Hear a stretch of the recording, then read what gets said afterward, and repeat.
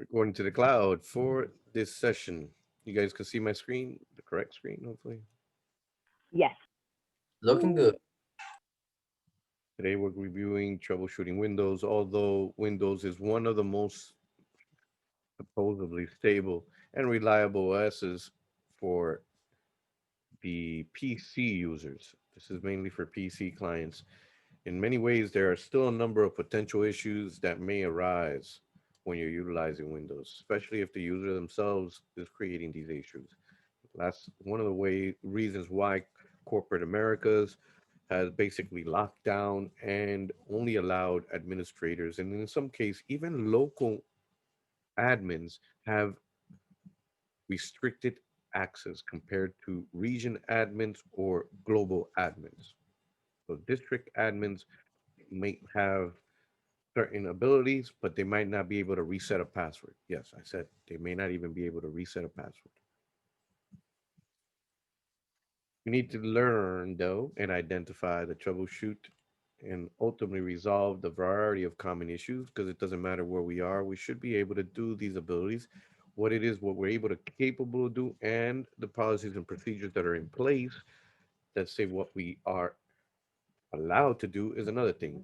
But for the purposes of A plus itself, our ultimate goal is to be able to identify the common issues that come up with Windows and the common troubleshoot applications for the use when diagnosing any issues that may arise.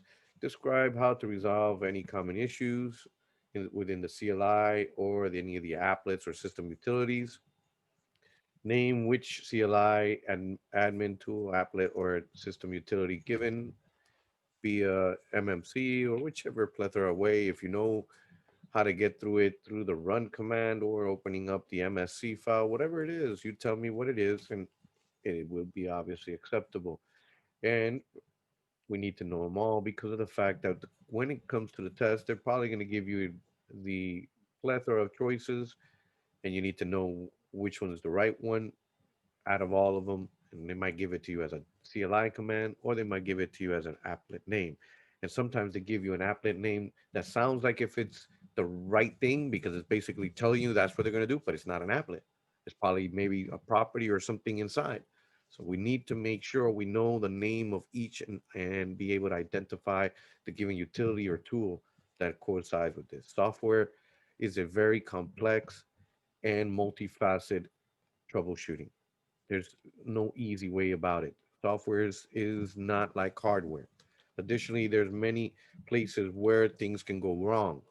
This makes an OS obviously even much more harder because obviously that's where everything is on. You have the part where we said is the kernel versus the actual shell. We need to understand which components to troubleshoot themselves with proper plan and action and hopefully a backup. We can approach any of these problems with confidence. With a backup in place, we can touch any data we want. When we're touching data, we back up. Make simple backup. No, me want keep job. Yes, okay, backup. Now, if I'm replacing memory, I'm not touching data. I'm touching memory, right? Make sense? Yes, no. Okay. With already said that. Common problems with the common problems that we may have. Symptoms may include Josh's blue favorite screen of death,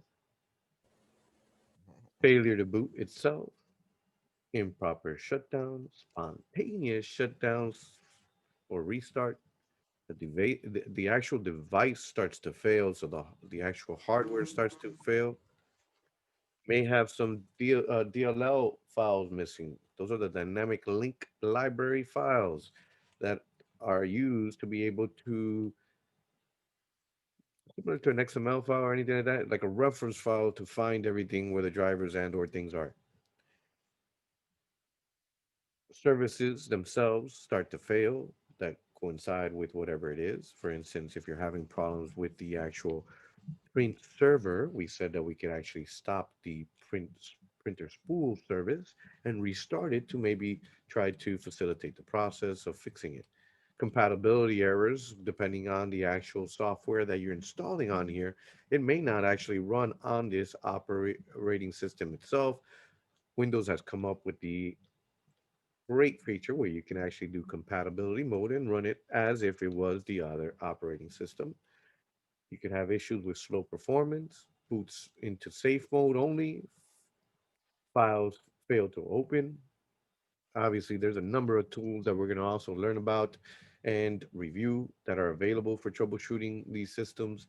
You have the BIOS itself, obviously, which has self diagnostics tools, right, with a post.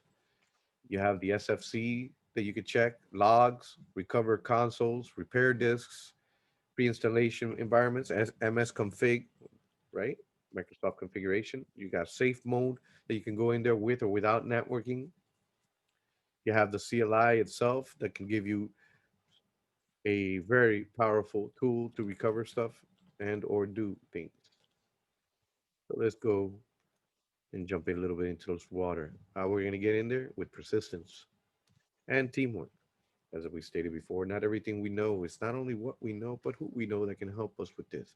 Eventually, yes, our knowledge within IT is going to get greater and greater.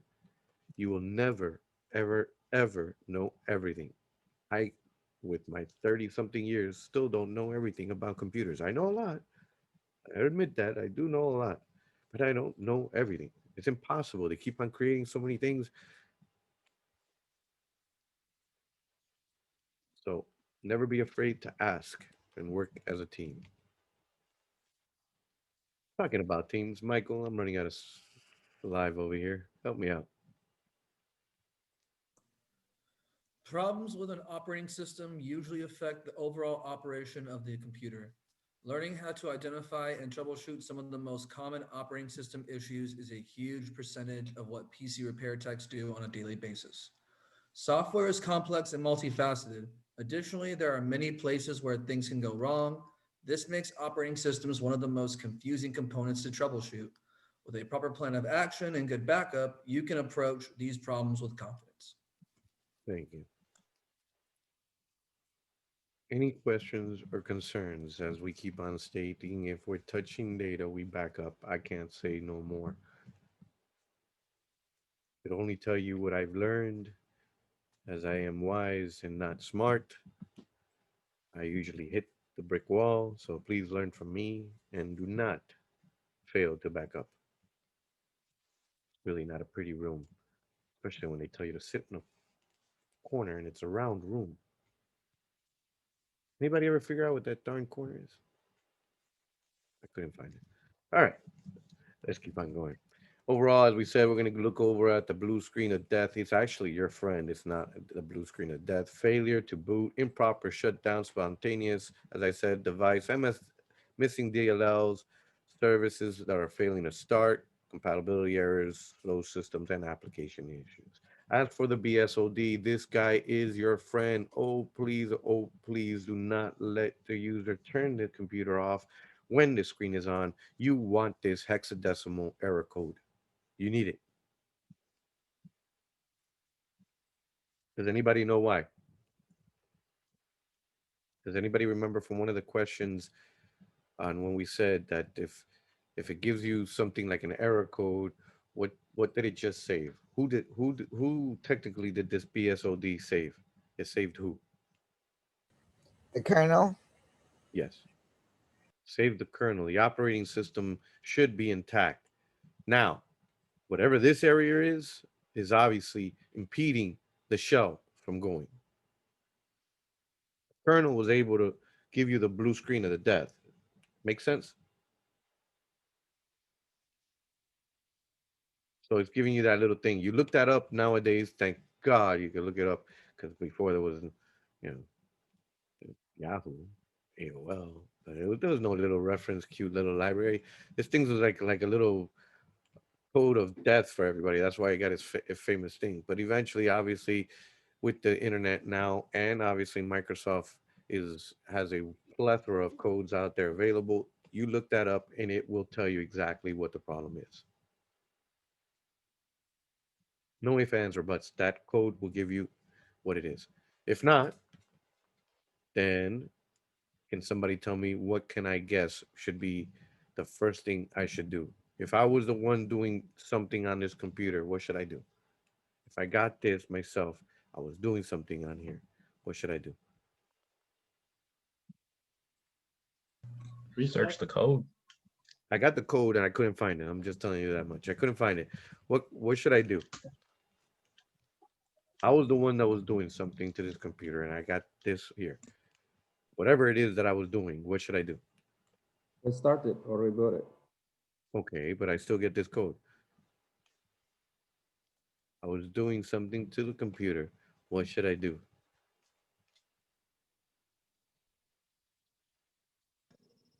Go into Un- safe mode and reverse what you did. Maybe Thank you. Uninstall anything. Whatever I just did, I've got to undo. Exactly it. Be that I can't maybe get into safe mode. There's those bootable CDs, something that's gonna get me into recovery mode. And I gotta undo whatever driver I installed, whatever stupid thing I did that I shouldn't have done, undo it. Simple. So look up the screen, the code, ask the user if they recently did anything before you go crazy. If you can't find the code, something recently was done that it created that problem. Something that they were doing created that problem. Whatever process, whatever it was that went through the kernel said, so it's got to tell you. Questions, doubts. How would you do Uh, that? I'm sorry. How would I do? How would you how would you undo whatever they did? Like would you just say press would you say press any key to continue and just restore it back to where it was Sometimes before it'll come whatever. up. Yeah. Sometimes it'll still come up onto Windows. So let's say it's their sound drivers and it'll come up to Windows, but not or video drivers. Not until they play a very complex game, it'll go boom and it'll die. Because on the regular Windows screen, since it's not high graphics, it's just using low graphics. Maybe everything's beautiful, everything's okay. But as soon as it tries to render it on the real processor instead of the CPU processor, because it's got to do the 3D environment, you get this code, for instance. So you could actually uninstall or put the old driver that was there. You could hopefully, if they had a restore already created when you installed or did the update, by default, restore should create a new restore point. If you already created your first restore point and you by default, if you're gonna make if it's making changes to the OS, like a driver like this, or a patch or something like that, it should create a restore point. Should. So it automatically does that once you say update a driver and creates a restore point, the computer It automatically, or do you should have to do it? depending on if depending on which files is updating, it should. I don't never trust what the word should says, so I really do it. In other words, if I know that I did something and I'm changing it, I know that I try to create a restore point from there, just in case. If I'm gonna go and touch the Oh, computer, I like to make a backup and make a restore point before I do anything. I That's just me. I've learned the hard way to avoid all these restoring from backup. I don't like restoring from backup, so I usually just tell it if I know that I'm going to be making any changes to the operating system, I tell it make a restore point. It doesn't take that long. all right, makes sense. Questions, doubts?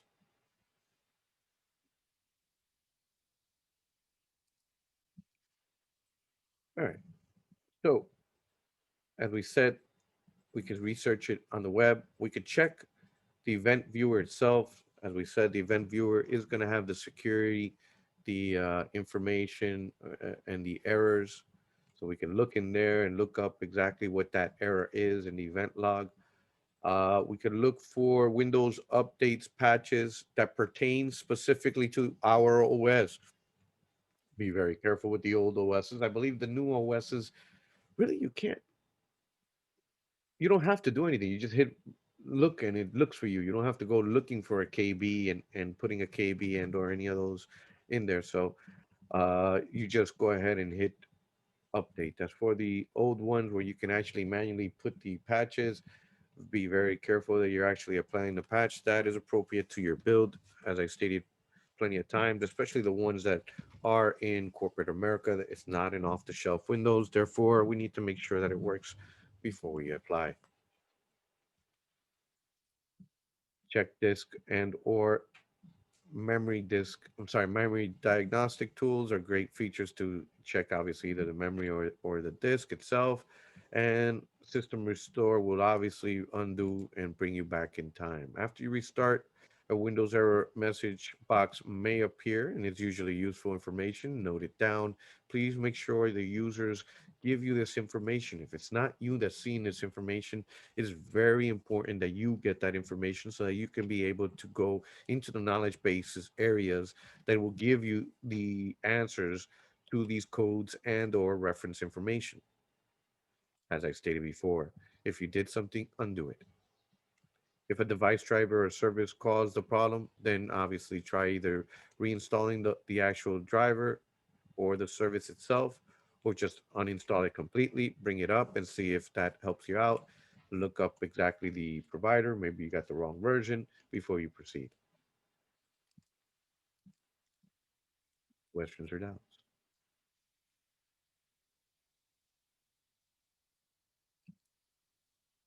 All right. Was that, is it going twice? What does this thing look like if it's always going? It is going twice. All right. Failure to boot. Can someone tell me when this would actually be an ID10T error?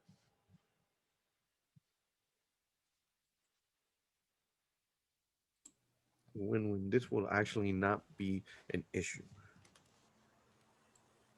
If the hard drive is plugged in correctly, No, everything's connected fine. Looks beautiful. Boot order's wrong in the BIOS. The user went and changed the boot order, you're telling me? No, they didn't Yes. change the boot order. They didn't Okay. touch the. I don't even know what's the BIOS. Like this is my screen right now. Somebody's gotta help me. I gotta get out of this. I I'm believe just I mentioned. I deleted something. no, no. Everything Is it seems to not be fine connected like right? that. Everything's connected good. Everything's here. Yeah, everything's is Did there load up a the CD in the drive? Oh, you're getting real warm. I'll accept CD. Was the There OS might be a CD or a USB in the drive. And as we alluded to earlier, the manufacturer usually puts the USB, CD, your A drive, all that is first before the hard drive. Therefore, since that CD or USB does not have any system files for boot up, you'll get this message.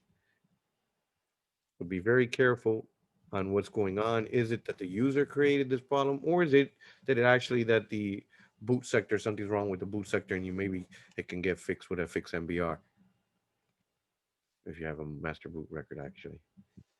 Actually, it works with GPT, right? Same command. I think it recognizes GPT. Or is there a GPT command to fix the GPT? Nobody. Come on, I'm an old man. I can only even tell you what it was way back when I dealt with that. There was no terabyte drives when I was there. I'm pretty sure it's the same process. I think it's the same. I think it's the same thing. Yeah. Uh, all right. All kidding aside, any questions or doubts? This is obviously means that the operating system itself is gone. You can go and boot up with another bootable CD and or USB that has the system files, or the actual thing that will actually repair the actual ISO CD will actually repair it. Even the command, as I said, fix MBR. So you're trying to fix boot, and it will fix the boot. It'll put the actual information so you can boot. Nothing to do with the full operating system, just has to do with the formatting and the booting of the actual drive. Um, I have a question about how can it be the user error, because I thought that the boot order it still checks every disk for a bootable system, and I just Uh-huh. don't understand how it happens. Well, that's a very good question. And unfortunately, what happens is since it can see the actual USB, it's trying to boot with it. Had there not been anything in the USB, then it will not try to boot with it. That happens a lot with the old BIOS. The UEFI ones, that is a very good note that I'm aware of. Some of these UEFI ones are pretty smart and they may just circumvent the USB itself and or the floppy drive. Not a floppy drive anymore, right? The CD drive, DVD drive. But as for the old BIOS, I can assure you, I've seen this many of times. Somebody puts their USB, they turn off their computer, they turn it back on, and they left the USB, and it says this. Does it always Okay, want to like thank you. boot? Mm-hmm. Hey, no, It, I'm is it sorry, always set, Arturo. does it always set up to boot from like a USB drive or a CD? That it's set in the BIOS. Uh, by manufacturer, usually it comes with your external peripherals before the actual internal hard drive. So they put the boot order is usually floppy, DVD, USB, and Nick. I'm sorry, that's a lie. Nick would be the last one. I don't think they ever put Nick before the hard drive, if Nick is available for Pixie Boot. If anybody remembers him, Oh, okay, I see. that's how you do Pixie Boot. You put the Nick first, and he boots up by the Nick and looks up for the Pixie server. He throws out a Pixie packet request. Pixie server responds, and voila, the Pixie image comes out. And that's what Diego mentioned when we were doing the virtual machines and you went to your settings, the boot order exactly how you mentioned it. Exactly. That would be in that hypervisor. That left part of the screen is simulating your BIOS settings in a GUI representation, obviously. Any other questions about the failure to boot? So you got your wrong boot orders, as we said. We have the user that can create this issue and or that the files themselves are creating the issue. So you can actually use the tool for the Windows recovery environment to be able to help repair. Guys, that's the little ice cream truck. Give you guys 5 minute break. I'll see you guys in 5 minutes. Let me pause it there. Ooh, ice cream time. So, as we were rudely interrupted by the ice cream truck, we'll continue here. Basically, if the OS is corrupt within the actual Windows OS, you have the capabilities of going into WinRe and be able to repair and or recover your actual OS. You have the different options. You can actually go to the advanced boot options and go into CLI. You can go into the actual system restore option to try to restore. Any questions or doubts?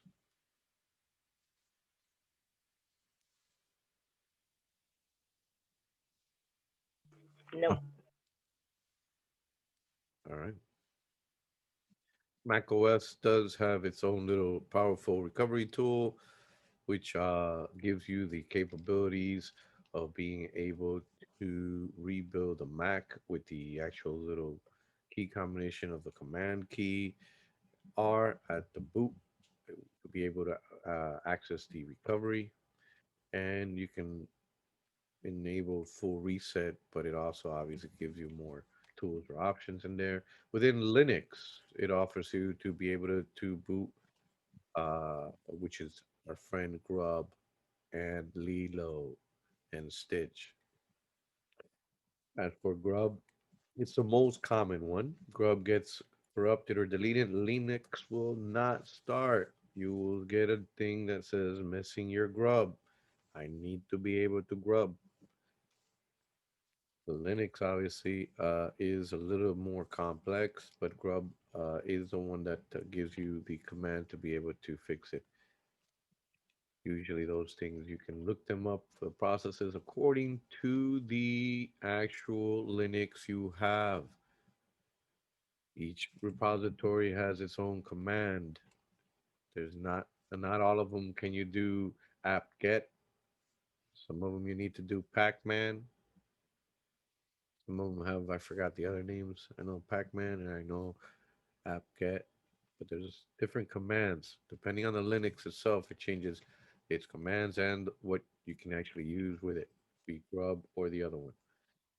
Now, as for the symptoms of endless shutdowns and restarts, you can go into the actual system and force it. So if you come into if you're able to get into safe mode and or you're able to uh, uh, get the prompt to it. If you're having problems with a wireless keyboard, I strongly recommend trying to get a wired keyboard. A lot of people sometimes get problems being able to stop it from booting up, but you want to get into safe mode itself to be able to change the settings and to allow you to be able to hopefully uh, recover and or change any settings that you want. You see it here, the startup recovery.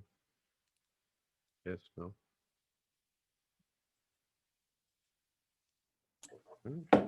I will take notes. It will 100% at least be mentioned in your exam. I got questions about it twice. Usually when a device, thank you very much, gives you a problem or some type of hardware, where should we go? We said Device manager.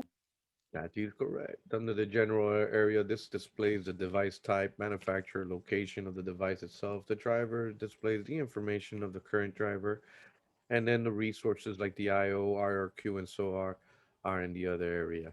If there's any conflicts with the IRQ, that would be obviously pretty bad because it will create issues. Usually, the plug and play environment, everything's doing it by itself, but that is where it is. So for those that maybe installed a very old virtual machine, a Windows 95A or something like that, and are having problems, to supposedly be fixed it all, you might want to try to go into those little options too. Otherwise, usually you don't want to play with the IRQ settings. Anybody know who is IRQ? Interrupt request. That's your similar to a token ring network where you have a ticket to talk. Same thing. The whole computer, everybody on the clock has a specific nanosecond or IRQ that they can talk. Make sense? Clock goes around in a cycle. Remember him? All right. Device fails to start or detect. If the problem is the device driver, simple. Hopefully, you can just update it, look it up in the manufacturer's website, and or if the HCL is able to uh, recognize it, then you might be able to update it through the HCL. Everyone remember who the HCL is? Hardware compatibility list. That is correct. The hardware compatibility list is Windows Encyclopedia or Wikipedia. It has a plethora of default drivers that are compatible with that Windows operating system. What I mean by default, if it's a brother printer and if it's sold worldwide real good, they'll put it on the list and they'll put the drivers inside their default. This doesn't mean that it's in every single one. As I stated before, enterprise is not an out of the box. It's dumb or watered down or locked down, whichever which way you want to It's not really watered down because it's got much more stuff. It's more locked down. You may have a lot of issues, as I stated before, where you have to roll back the driver and the actual thing will allow you to go to the last known good configuration inside the device manager.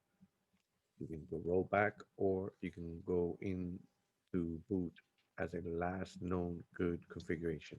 Anyone know how to do that one? I can roll back in the Right device click, manager.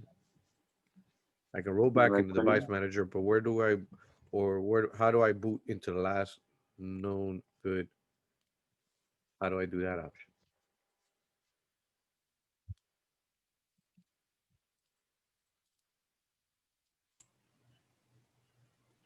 How do I get into safe mode? Press F2 F2? Which F8? window? when you're booting. Oh, Windows wow. different. F8, I believe, is the default one. I have two. I've heard for BIOS. I've heard F2, but I think it's F8 the majority of the times. I I haven't agree, heard. I except haven't for, heard any of them change it well, Windows 10 unfortunately change it. If you to want to F2. mode, you have to control right shift or left shift. No, it's left shift, then click restart, and then you go to safe mode. Or you can interrupt the boot 3 times to get to Yeah, I know you could interrupt it 3 times. In other words, you turn it off 3 times. That I'm aware of, which has got to be the most stupid. I mean, the best perfect way of coming up with that. Let's try to damage the hard drive so we can get something up on the screen. But you're saying that what shift? What? you have to, there's 2 ways. I know The they hit it. The only way I was able to do it was the way you said, but I never knew there was a key combination finally that is Yeah, there. there was a key combination. So if you go to the restart button, you have to hold shift, then click Uh-huh. it, then release it when it's starting to restart, and then it will start to recovery mode where you can get to safe mode. I don't Oh, know why, okay, to recovery mode. Okay, okay, okay. but Okay. it's ridiculous. Right. Yeah. So, anyways, questions? So either you turn it off unexpectedly 3 times while it's trying to boot up, it'll tell you, hey, this thing is giving me the crap. Would you like to go into safe mode or try to go into some type of recovery? As for the usual, it's F8. F8 is the normal one. F2, F12, delete, that will get you usually into a BIOS. F2, F12, delete. Can't remember any other one. F1, maybe? Might get you into, depending who's the manufacturer, once again. You look up the manufacturer and they'll tell you what's their little key to get into their BIOS. F10 is always to save inside of BIOS. F10. Matter of fact, I Escape. believe that's a tradition, right? Most line systems use F10 for save. Yeah. It's from the old terminals. F10, that command is from the old terminals. Good. Any questions, doubts? No. I'm sorry? No, no questions. All right. Now for missing DLL, this guy is pretty cute. As we said, the dynamic link library, it tells you exactly which file is missing. So one of the things that's great about this is that if you have one that's missing or is corrupted, if you have another computer that has the exact same DLL file, you just got to copy and paste it back into the same place. The good one, hopefully. Because Lázaro likes to do things backwards. So I gotta be real clear. You grab the good one and you put it on top of the bad one. I did that a few times. No, I'm kidding aside. But seriously, that'll fix your issue. That's what's pretty cool about these files. It's just a reference library. It's just a file to know where the files are. That's basically what it is. Dynamic link library file tells the system where things are that pertain to that program. Pretty All right. unique. Now, most applications have the small programs called the components serve as obviously main program. As I said, the dynamic link library is the one that you can use as simple as either reinstalling it bringing it up from backup, and or if you find the exact same file, you can just replace it. As for the relationship of the main program, it's in the MMC console. If you go in there and you add the com plus component snapping, you'll be able to then manipulate other components in there. As we said before, that you don't want to mess around with that. That's as good as messing up with the Reg SVR32 on the old ones, on the Windows, I think before 7. Was Windows 7 already with? I think Windows 7 is with MMC, and it has a COM plus. Usually you'll get commands and or information from the programmer or the guy that's coding the system to tell you exactly what to go do. You wouldn't be going in here blind and trying to decide what to do. Questions or doubts? New. Alrighty then. Service fails to start itself. It can be caused by a plethora of things. Either somebody installed something that's conflicting with the new thing.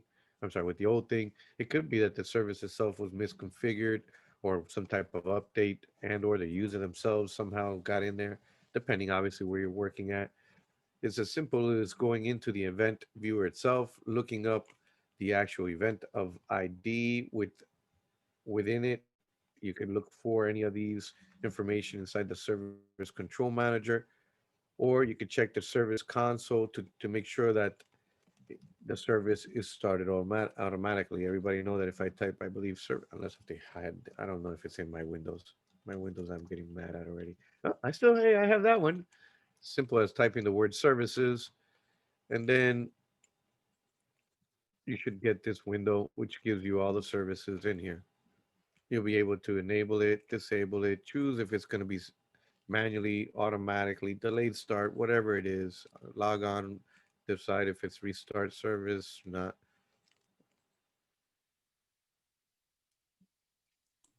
Questions? Just a I little. have a question. Go ahead. Mhm. Um, ha aren't sometimes you can find like malware in this screen? Yeah, I've Yeah, caught of anytime. course. Yeah, that's a very good catch. Very good catch. If you find here a malware and you're trying to stop it, uh, and it doesn't want to get stopped, you do need to come in safe mode. That may help you out. But that is a very good catch. Okay, I see. Yeah, you'll try to stop it and it won't. It'll turn itself right back on. And all the Microsoft ones, they're pretty specific. Hmm. Everything here pertains specifically to a service that Windows is providing. Even look, workstation, work folders. My print spooler was somewhere over here. My biometric service, user manager, TCP/IP, task scheduler. Everything's in here. It's a service. It's something that's running in the background. Power options. Here's my print spooler. So if I turn this off, I won't be able to print anything. That's the one that provides us. I won't even be able to see the printers. Nothing. Make So sense? as long as it's got a good description. Voice. Well, that you will see. That's another thing that you'll notice is that that'll be a dead giveaway if it's some type of weird thing, because of the fact that these names and the details is in here. Sometimes you'll see them like this. Like this one right away tells you something weird, but this I know what it is. It's my phone that I installed and has this service in here.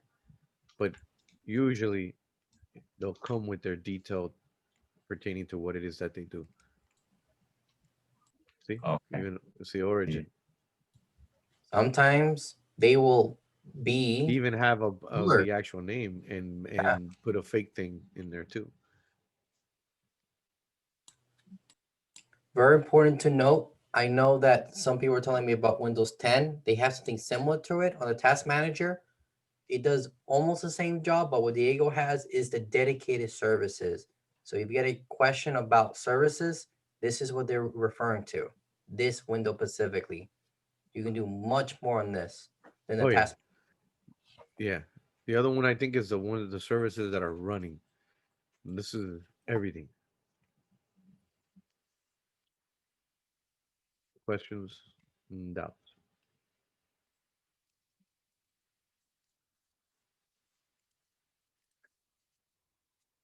All right, compatibility. Did it just go two screens? No, it didn't. Ooh, symptoms. Yeah. So,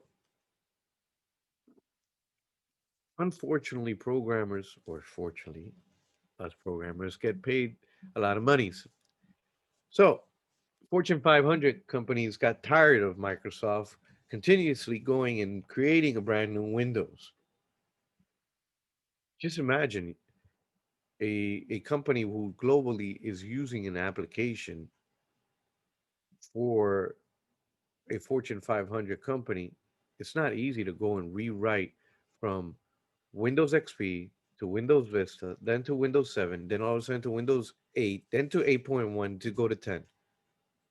Every single one would require a rehaul of this enterprise system. Lots of buku bucks. Rehaul of an application 9 out of 10 times means it's completely brand new written. It's not just upgrading it, it's rewriting it. Not an easy task. Therefore, they got their arm twisted so hard by all the enterprise licenses that they had out there that voila, compatibility mode was born. It's kind of tricky, and sometimes it gives you issues. I think Windows 7 even allows you to boot up in XP mode, I think is what it's called, Oh yeah, to, it's to be useful. able to come up as a XP environment and run any application that you need. That is more like a virtual machine versus this is mimicking the OS. Emulating it basically. Yeah, emulating. Thank you. But they're different, and we're Yes. gonna make sure you guys know that for the Yeah, an exam. emulator is different than a virtual machine. All right. Questions, doubts? I could read every word, but I think So, you guys so are you able to so read. you want to use a virtual machine instead of the tool No, that no, they're no. providing? This is well. Remember, virtual machine costs money, right? For me to and resources. What they did is now the user can still use the old program, and all they have to do is let me actually go in here, minimize this. Can you guys still see my desktop? I see it. All right. Pepe MSC. Woohoo! So actually, can I go into a computer? I hope so. Compatibility mode. Where are you, Bob? No, this is not. This it would have to be an exe, I think, right? But if you go into an exe, if I can find an exe, why don't I just type exe? That might be easier. Search.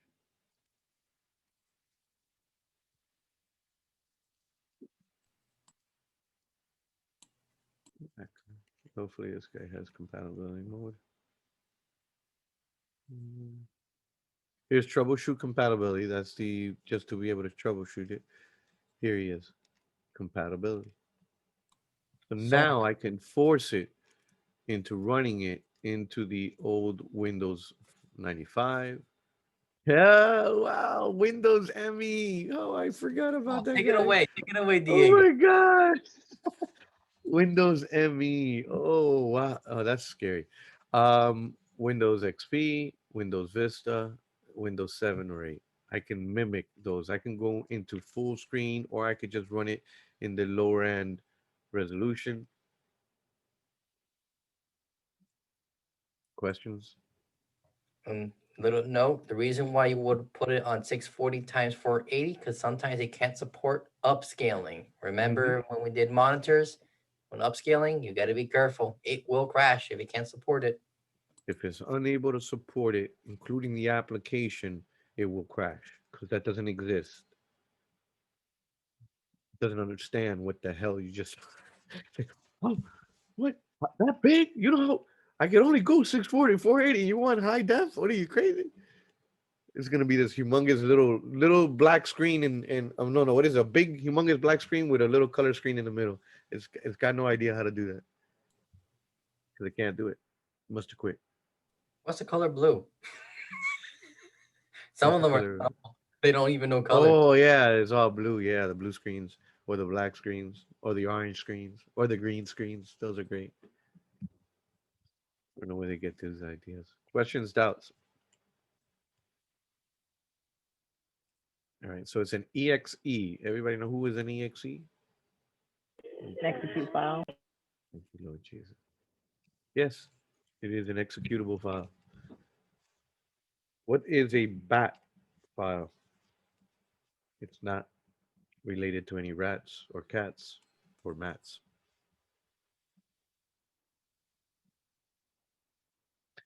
BAT files are your batch files. Those are automation script files. We'll get to those, I believe, later on. All right, so Useful.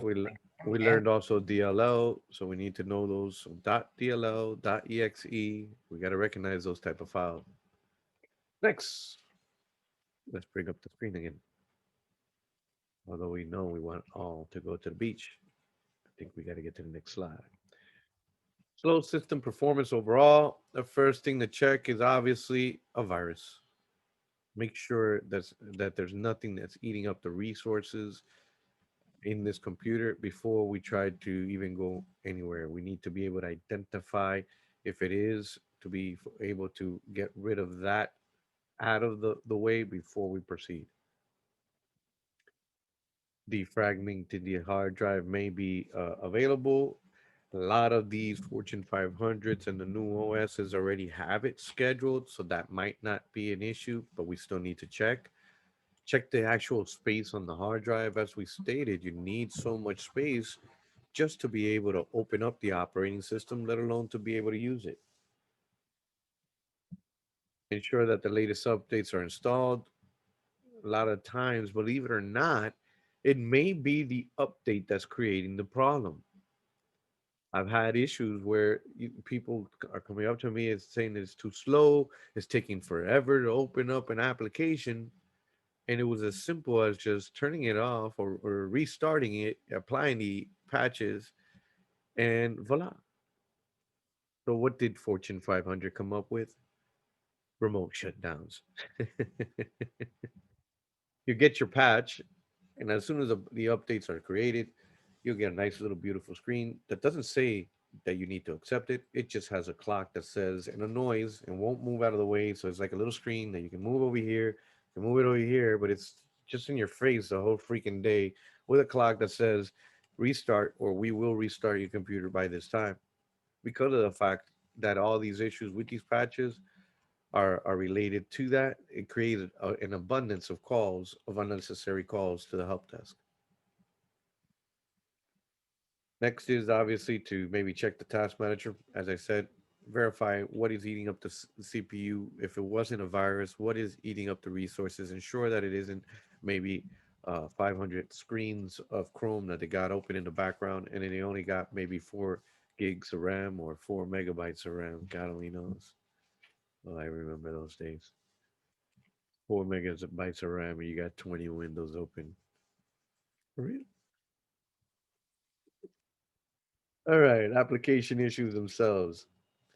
The application, the hardware, the OS, the data that it might be in it itself, creating the issues, the actual other applications that may be conflicting it, and should be all the way on the top, the user themselves.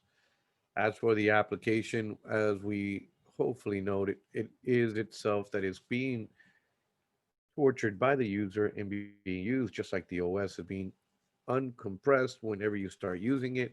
And obviously, by the use of the application, be by its own faults, by the error of the programming, and or by its use of it, it could be that the application has failed.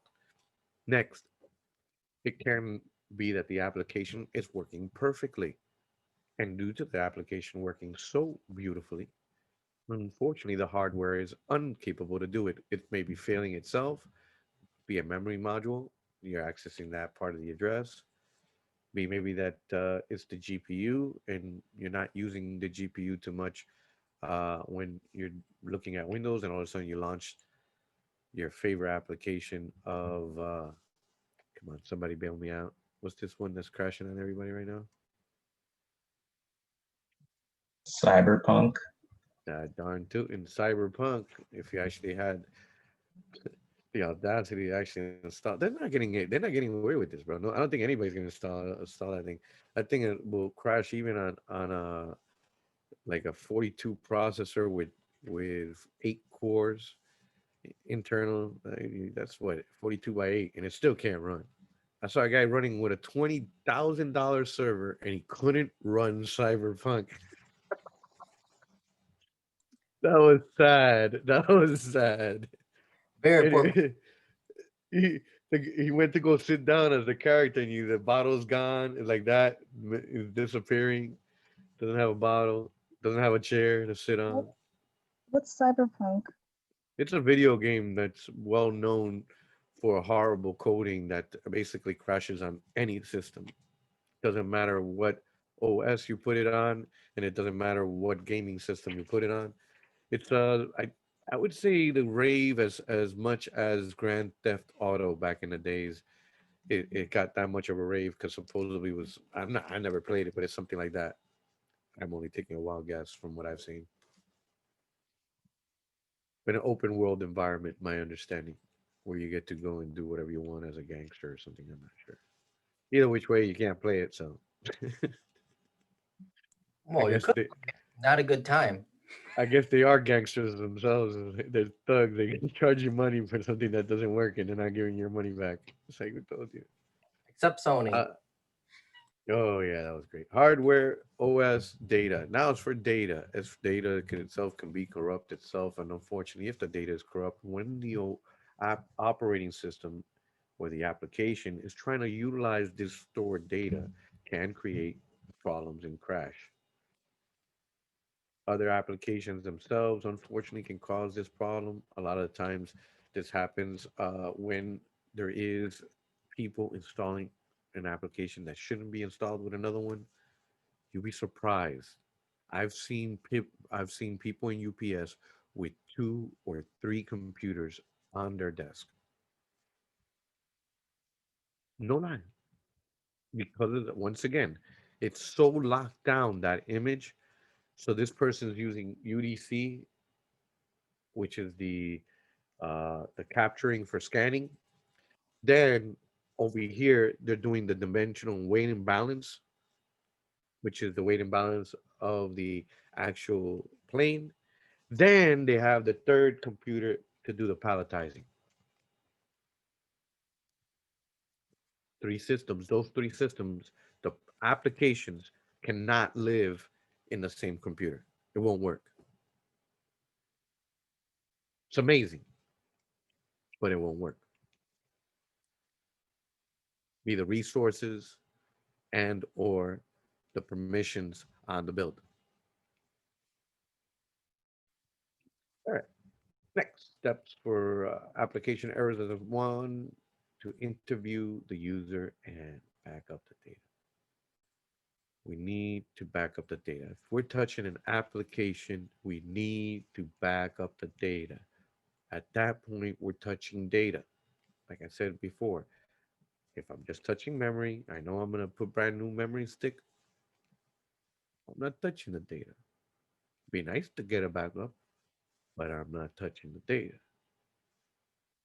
Here, application, I'm dealing with application, and it's already crashing as it is. I'm backing up the data. The user's data. We're not talking about a whole image of the drive. We ask the user, which are your files? Where are they? The user's folder is preferred.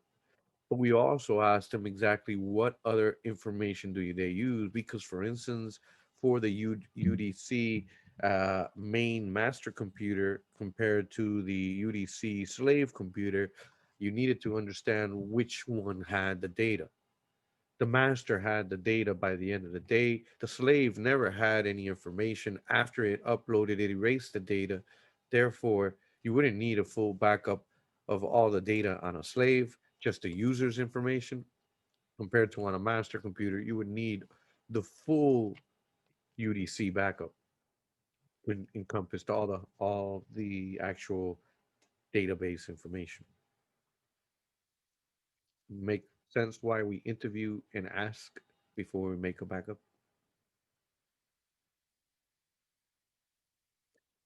After we do that, we can as simply as try to reboot, see if that fixes the issue. If not, error message, web, and logs can obviously help us. Google is our friend. But as we all know, I am never wrong and never is Google. He's just misinformed. Therefore, make sure whatever resources are informing Google, and just like me, are valid resources, because Wikipedia for a long time was not a valid resources in college. Therefore, there could be people that are either doing cross-site, cross-forgery, and or trying to trick you to put some type of adware or some type of malware onto your PC. Make sure where you're looking up this information is legit. Usually Windows will give you a forum of their own stuff, so you don't have to go digging for it anywhere else. You can go into the event viewer, which usually has the information pertaining to the area, be security, be the errors or information. Step three, consider the data of the applications may actually be corrupt themselves. If you can actually back up any of the data that is pertinent to that application, you can uninstall and reinstall. Preferably when you uninstall, make sure that it deletes all information about the application. There is some off the shelf that will clean your registry. If you can do that, preferred, obviously, make sure all information is cleaned up, your registry is nice and clean. Sometimes if you're not doing that and you just reinstall, whatever was written maybe might have been wrong inside the registry itself. So fair warning. Number four, suspect an actual virus. Hopefully you did check that. That was one of the things that we should be checking, especially if it's running real slow before it crashes it.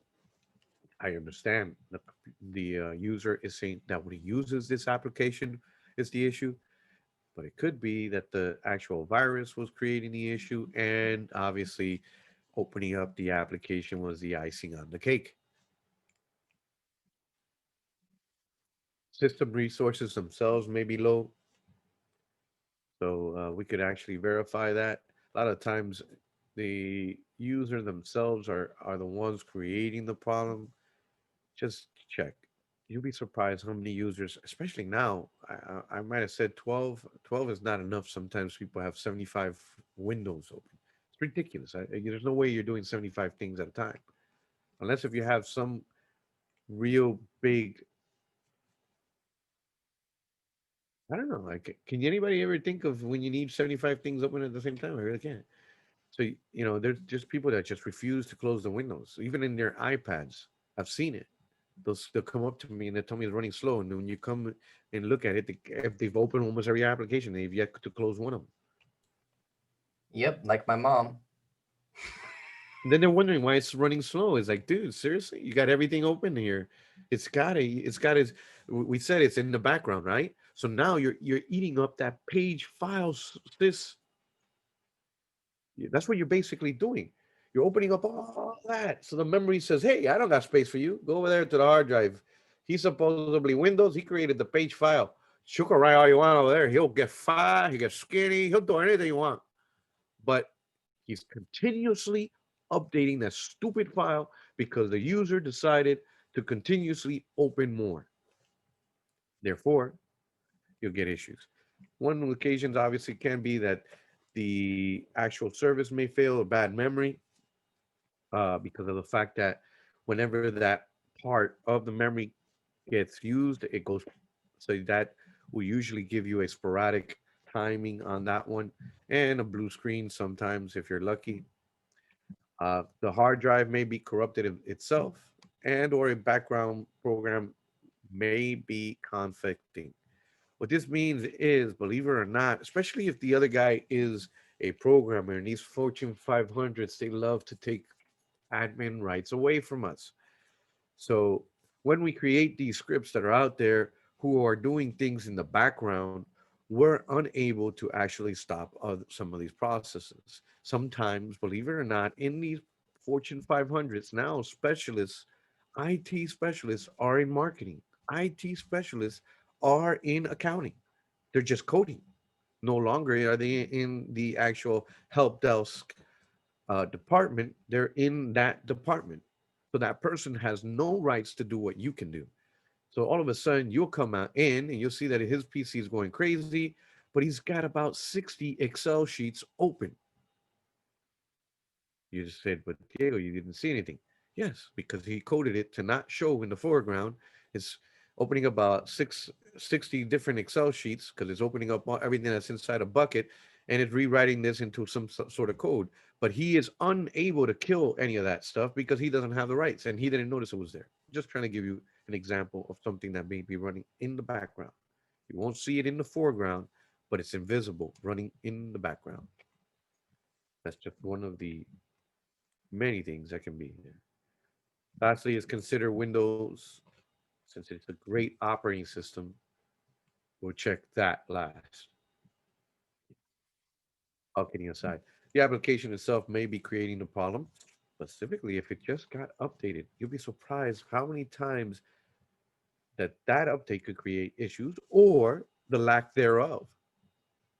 Maybe the application got updated and now Windows didn't get the patch that the application was expecting to coincide with. Use your system file checker, SFC, to be able to verify and or replace files. Files. Now you're starting to stick to me here, Lazaro. Can't say words anymore. Can't spit out words. The SFC or the system file checker is your friend. He will replace any file. He's got the dictionary. So he goes into the Webster dictionary of all the files and he says, you tell me what you got, what you really got, what you're going to get. What you're really going to get is this file because you don't got it. Here you go. That's as simple as that. He checks exactly the original dictionary, looks at that system file dictionaries of files that you have. Whatever's not in here, I'm copying it back in here. As simple as I can put it. You can use the system restore to be able to go what they like to call in Apple back in time or the time machine. And hanging applications, that means that most likely you just finished ironing them, so you want to go and hang them up to dry. No. Hanging application, unfortunately, was just similar to that first screen that we saw where everything just freezes. And unfortunately, most likely nowadays, very cute, Windows tells you it's not responding on the status bar on the top. A lot of the times, if and only if Windows is still alive, you can go into the task manager or you can hopefully go into a CLI command, be PowerShell or through command prompt and do the task list to look for the list. If you know the name, you can do it by the exe to kill the actual thing, or if you know the PID, then you can go by the PID itself. Task manager is still available. The GUI is obviously the faster and easiest way to be able to do it.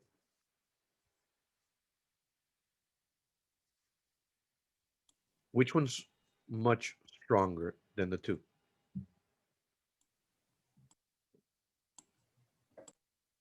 Remember the test? We mentioned it. And Which Diego mentioned one? it. Yeah. Which one is the? I'll give you a bigger hint. Which one takes you as close as possible to the kernel, where the shell has minimal interruption or translation? Which one looks like it has the least translation to go from whatever it is that you're putting to zeros and ones to machine language? Would it be the GUI representation in a task manager, or would it be the black screen in the terminal? Terminal. Terminal. So CLI task list and task kill will be your best bet. If you see that Windows is hanging, PowerShell or any CLI command within command prompt or PowerShell should give you much more control because the GUI representation has to send the actual command task kill. It's got to do it. So that goes from the GUI representation of what you just clicked on to run the command so that now it can go into zeros and ones. Make sense? Same thing. If I go to the start menu and I hit shut down and it doesn't want to shut down, I just go to the CLI and I type shut down -R or -S. That is as close as I can get to the shell with, sorry, to the kernel without the use of the shell.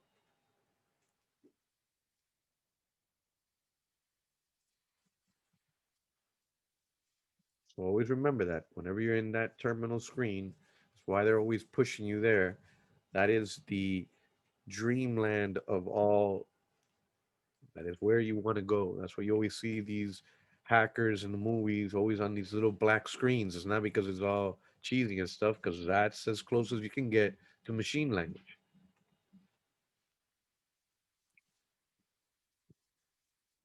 All right. Files fail to open. Application is not installed, or the file extension could be wrong. As we saw when I played around with the file, it wasn't able to understand that the file was an ISO in Windows. Unfortunately, Windows doesn't have the great feature that Linux has, which can read basically anything. Therefore, if it doesn't have an application associated with it, it will not be able to open it. Usually, you can right click on the actual file and say that open with and hit the little checkbox that says to always open with this default program. Likewise, you can go into default programs and change it in there. Another thing that we do have is the actual ODBC tool. The ODBC tool is another beautiful tool that's out there. As we said, data rests in the cloud, computer, or a file server somewhere on the network. Since data doesn't always rest on the computer of the user, ODBC sources is available to be able to configure on the PC to facilitate the process so that they have access to databases with ease. So there you can actually update the ODBC connections and hopefully it'll fix the issue. Once again, ODBC connections, they will give you a little pamphlet with all the settings appropriate to it. You just need to be able to recognize it, around with it a little bit, understand what your choices are, because you will get a detailed step-by-step of what's required to configure the specific ODBC, because everything has its specific settings, be for an empty server, being to Oracle, whatever it is that it's trying to connect to. And my friends, that was my ice cream truck passing by again. I will pause here.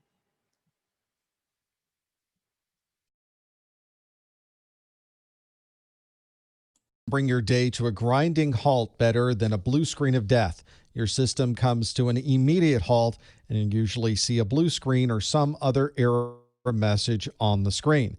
This is happening when you're starting up your system or shutting it down. It might be related to bad hardware, you might have bad drivers, or there might be an application causing a problem with all of these. If you're running in Mac OS, you might be getting the Apple Pinwheel or the spinning beach ball. In those cases, it may be that an application is trying to access a resource that's unavailable, or there may be resource contention with multiple applications trying to access it simultaneously. In Windows, you could try rolling back to a previous configuration with the last known good setting. You could also choose a system restore to a previous point in time, or you can choose the specific driver that you think might be causing the problem and roll back to a different version of that driver. You can do many of these using safe mode to try to avoid some of the startup problems you're having with the blue screen of death. If you think the problem might be related to hardware, it might be worthwhile to open the cover and try reseating all of the components and all of the cables on the inside of your computer. You also might want to try running some hardware diagnostics. The manufacturer might be able to provide you with hardware diagnostics, or they might be already built into the BIOS of your computer. If you start your computer and you get a very abrupt can't find the operating system or operating system missing, then you have a bigger problem on your hands. This could also occur because you've installed an additional operating system and you've overwritten the original bootloader that was configured on your computer, and now no bootloader is installed and no operating system can be found. This might also occur because you've left some media in a boot drive, so make sure you don't have any type of optical media or USB storage device connected to your computer and try rebooting again. In Windows, you could also run a startup repair. This is going to not only identify where your operating system is, it can also resolve any problems with your bootloader. If you think the problem might be related to the boot configuration database or the BCD in your Windows system, then you can always repair this yourself from the command prompt of your operating system. I'll remind you later in this video how you get to this command prompt, but once you're here, you can run the command bootrec/rebuildbcd to rebuild that boot configuration database. If you start up your computer and you get this screen, the Windows Error Recovery screen, it will tell you that Windows did not shut down successfully. If you think you know why Windows did not shut down successfully, then you may simply want to choose Start Windows normally and continue with this process. If this is something that is occurring often and you aren't quite certain why this might be happening, it might make more sense to launch Startup Repair and fix whatever issue might be involved with this particular problem.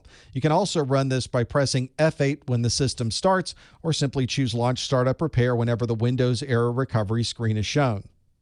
If you start your computer and you're not getting any type of graphical user interface, you're not seeing a login dialog box, you might not be getting any screen at all, then you probably have some type of driver corruption or some problem with files that are part of the operating system. One of the things you can try is to start in VGA mode. While Windows is booting, you can press the F8 key and choose to start in VGA mode. Once the system is started, you might want to try running SFC. This is the system file checker that will check all of your operating system files and make sure that they're all working properly. This is something you can usually run from the recovery console at the command prompt. You might also want to consider updating your drivers. You can do this in safe mode, especially if your problem happens to be with a video driver that's causing the screen to go black when you try to start your system.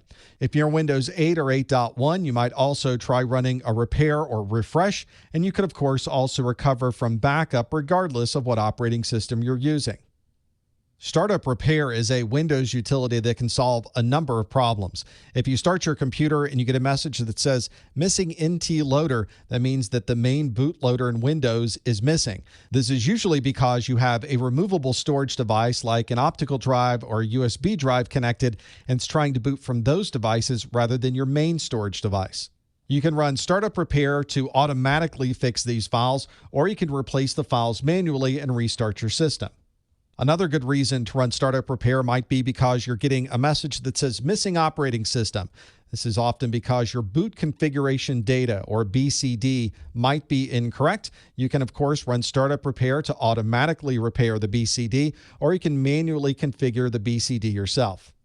And if your system is constantly starting up in safe mode instead of starting in the normal Windows mode, then you absolutely want to run Startup Repair to try to resolve what issue may be preventing Windows from starting normally. To get to the Windows Startup Repair, you need to get to the Advanced Boot options. You get to those by pressing F8 before Windows loads. If you have a boot manager like I do, you can press F8 while Boot Manager is shown, or simply press F8 before the Windows logo appears. When you press F8, you get the Advanced Boot Options screen. And from here, you have options to repair your computer, you have safe mode options, and many other options when Windows starts up with Windows 7.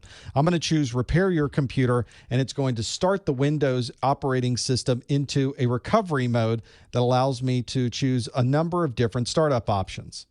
The first prompt you'll get for the system recovery options is to select a keyboard. In my case, it's the US keyboard. It asks for my login prompt for this particular system. I'm going to choose my login information and password. And now we have the recovery tools available. Startup Repair is right at the top. Some of the other options we've talked about during this video have needed the command prompt, and that's how you would start those in Windows 7 as well. If you're running Windows 8, the user interface looks a little bit different, but the options are very similar. When you press F8, you'll get different options to continue, turn off your PC, use another operating system, or choose the option to troubleshoot. When you press troubleshoot, you have the option to refresh your PC, reset your PC, and then you have advanced options. Under the advanced options, you have system restore, command prompt, system image recovery, startup settings, and then to get startup repair to run, we'd simply choose startup repair. If you're running Linux, then you're probably using a bootloader called Grub or Lilo. Grub is the GNU Grand Unified Bootloader, and it's very common to find on Linux systems. On older Linux distributions, you may find Lilo, which stands for Linux Loader. If either Grub or Lilo have been missing or damaged, then your operating system isn't going to load. These missing bootloaders can very often be overwritten by other operating systems. So if you have Linux in one partition and then you install Windows in the other partition, it may overwrite the Grub or the Lilo boot manager that you were previously using. Fortunately, there are a number of live CDs for Linux that can repair these problems. You can reinstall Grub, unhide the boot menu, repair the file systems, and much more. During the startup process, a number of device drivers and services will start on your computer. Sometimes this doesn't always go as planned. If you have a device that's not working properly, you might want to check the device manager and see if any particular service is listed that might have an error message next to it. You might also be able to find information in the event viewer as well. Sometimes there is a bad or corrupted driver, and simply replacing or updating the driver can solve this problem. If you see a message that one or more services failed to start, it could certainly be because there is bad hardware. If you aren't quite certain of the problem, you might want to try starting the service manually. There are often sometimes account permissions associated with the service that you're starting that are not using the defaults. And of course, if those aren't correct, the service won't start properly. You might also want to check your service dependencies to make sure that all of the other services that are needed are also starting before you start this service. If the problem is related to a Windows service, then you want to check the operating system files. If this is a service that you installed or an application that is running the service, you may want to reinstall the application so that all of those files are refreshed. To manage Windows services, you do all of this through the Windows Services utility. You can find a service that you'd like to manage, right mouse click and choose Properties. You'll then see the properties for this particular service that will tell you more information about the service. It will tell you what happens when the system starts up and whether this is something that starts automatically or manually. And then you have the option to start, stop, pause, or resume the service from here. You can also choose the Dependencies tab and see what other system components are required to have this particular service start successfully. A dynamic link library is a bit of code that's installed onto your computer that multiple applications can use. They simply write information to this library rather than programming everything from scratch themselves. And it's not uncommon for many different applications to use a well-known library. The library versions, though, are very specific. Application developers are writing their software to use a particular type of library and a particular version of that library. That means you have to have exactly the right version of the DLL installed on your system. Earlier versions of Windows would mismanage this process. When you tried to install a newer version of the DLL, it would delete the older version, which could break applications that relied on that previous version. Modern versions of Windows use features known as Windows File Protection and Windows Resource Protection so that you're able to have multiple versions of a DLL on your system and you don't have any conflicts between any of those DLL versions. The file types in your Windows operating system will be associated with a particular application. For example, any file that ends in docx is going to be a Microsoft Word document. Anything that's an XLSX is a Microsoft Excel document. These associations can, of course, be changed. So when you try to start a docx file, it starts a different program than Microsoft Word. But you could have a problem where the wrong association is made for that file type, and you might see a problem such as a file failing to open a particular application. You can configure these file associations in Windows Vista, Windows 7, Windows 8, and Windows 8.1 from the control panel under the default Programs applet. Under this applet, you can get a list of all of the associations. So you can see all of the different extensions. You can view a description of those extensions, and then you can define what application runs whenever you click on one of these file types. If you're running an older application that relies on an older operating system, you might still be able to run it in your new operating system by using the Compatibility tab of the application. If you look at the properties of the application, there will be a Compatibility tab in those properties, and then you can choose exactly which operating system is most compatible with this application. If you're finding your system is performing slowly, you might want to look at more details about where this problem might be occurring. The first place you should go is the Task Manager. This provides you with real-time views of CPU, memory utilization, network usage, and much more. You can look for high CPU utilization and anything that might be using a lot of disk access or network access. You can even break down the performance view and get more of a graphical view over time so you can easily see when the problems might be occurring. Slow systems might also be caused by problems with the operating system, so running Windows Update and having the latest version of patches on your system is always a good idea. You might also want to check your drive space. When you run low on drive space, it creates a problem for files to store temporary information and can cause everything to run slowly on your computer. If you have a laptop, you may want to check to see if it's running in a power saving mode. In those modes, your CPU automatically runs slower so that it uses less battery. And of course, this could be caused by malicious software. So you might want to run an antivirus or an anti-malware scan and make sure there's nothing unusual running with your operating system. A kernel panic is something you might see in Unix, in Linux, or in Mac OS. And this is very similar to a Windows blue screen of death. This is an unrecoverable error that happens to the operating system, and when this occurs, the entire system halts completely. In any of these operating systems, you may be able to see the error message when it occurs to find out what might be causing the problem.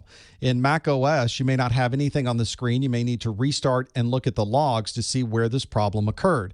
And it might provide you with some direction you can go for troubleshooting to help understand if the problem you're seeing is related to bad hardware or if there might be a problem with the operating system. And one rather annoying but easily fixable operating system problem occurs when you have multiple monitors on your system and they're not aligned properly. Whenever you're configuring multiple monitors, you're able to adjust exactly where they are relative to each other. In this particular example, you can see monitor 1 and monitor 2 are next to each other, but you notice they are misaligned. They're only connected in these two areas. So if you wanted to move a mouse from monitor 1 to monitor 2, it has to be from the top of monitor 1 and it moves over onto the bottom of monitor 2. In most cases, you want to be able to line these up exactly so that as you move the mouse from one to the other, it's able to move to the exact same area of the other monitor. You can do this by simply clicking on the monitor display and dragging it into the right alignment so that your mouse is able to move properly from one to the other.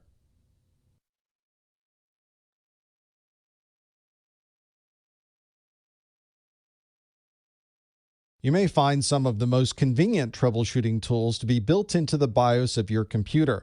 Many modern BIOS implementations include diagnostics as part of the basic input-output system. So by simply starting the BIOS, you're able to get feedback on temperature, CPU usage, memory, voltage information. You might also find a set of specialized hardware tests in the BIOS as well that will check all of the different components of your motherboard. Some of the newer UEFI BIOS can even access network settings and USB drives to load additional software as well. If you're concerned that the operating system files of your computer may be damaged or there's a problem, you should run SFC. This is the System File Checker, and it performs an integrity scan of your operating system files. This will take a bit of time as it goes through all of your operating system files, but if it finds a problem with any file, it will correct that file and allow you to restart your system with the newer corrected files.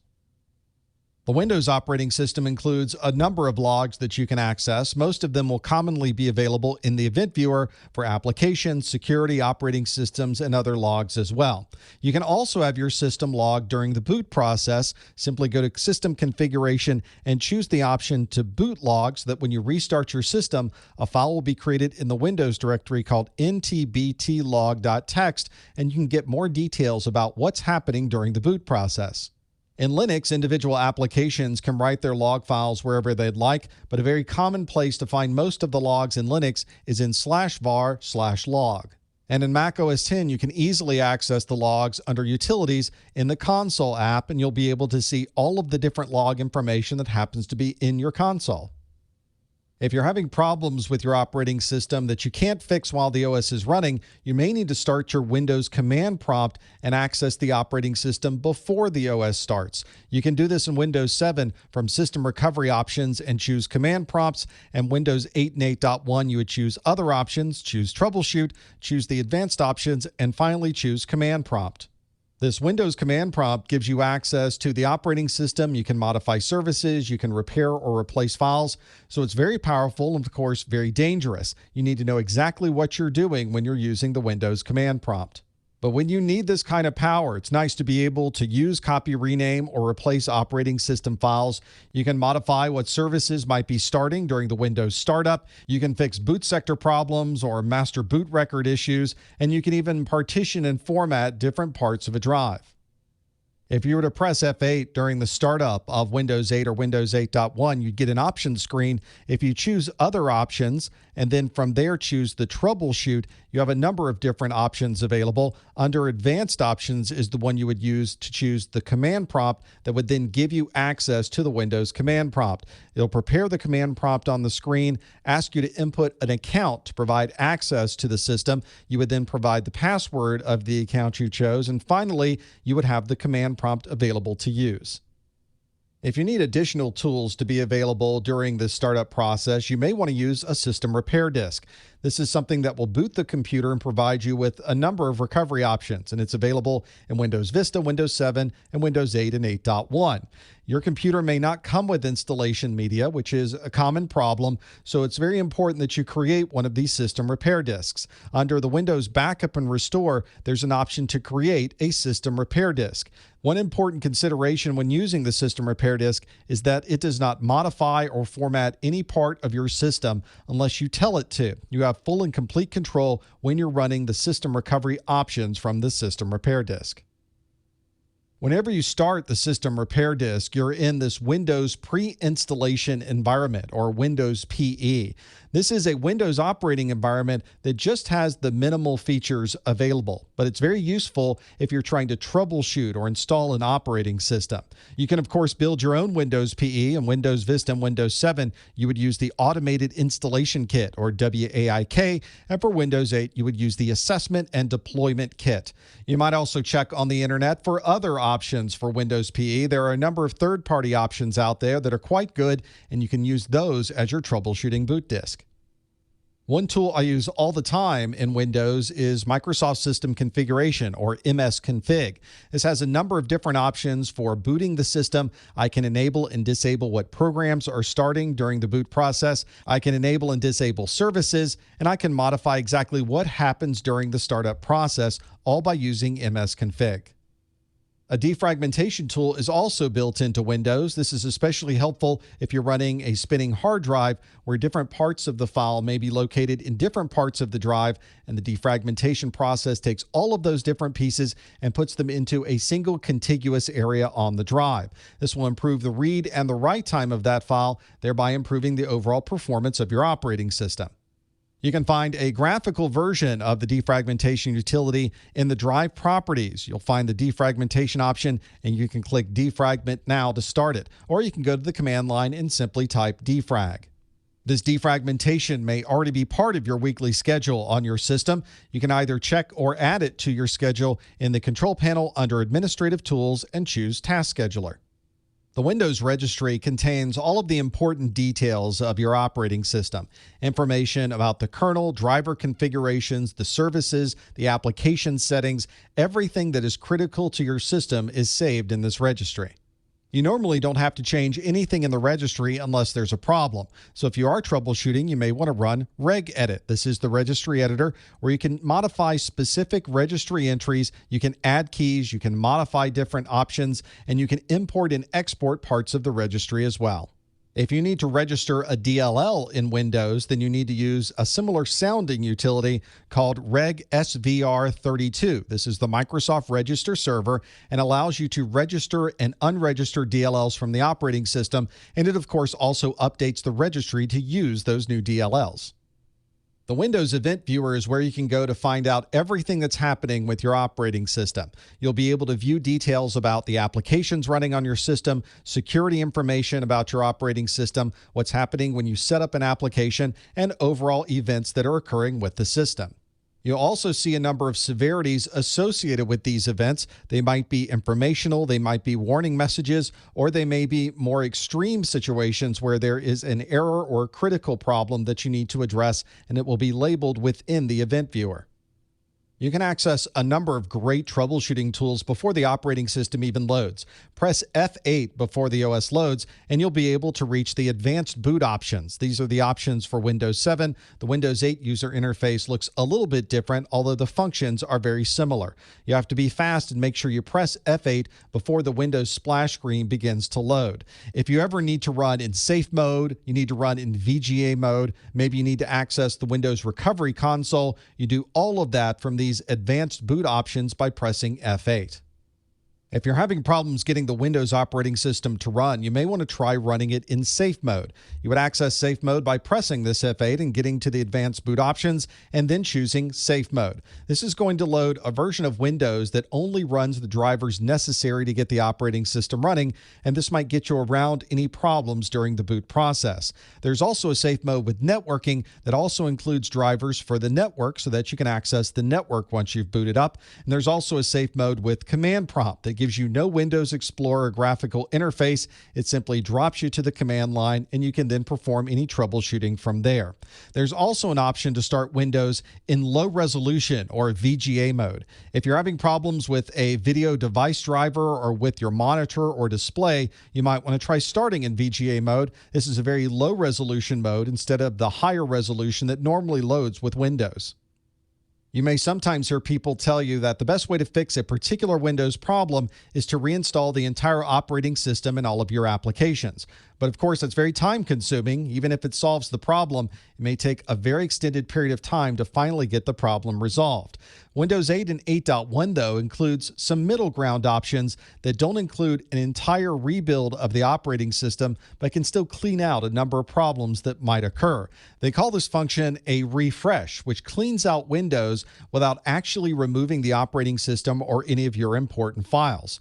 You could also perform a reset as well, which takes the operating system back to factory defaults. You would, of course, lose all of your files and applications, but you don't have to perform a complete reinstall to get back to that point. To run a refresh or a reset in Windows 8 or 8.1, you press F8 during the Windows startup. You would choose Other Options. You would then, from the next screen, choose to troubleshoot. And from the troubleshoot screen, you can refresh your PC, which tells you if your PC isn't running well, you can refresh it without losing your files, or you can reset your PC, where it will remove all of your files and reset the PC back to the operating system defaults.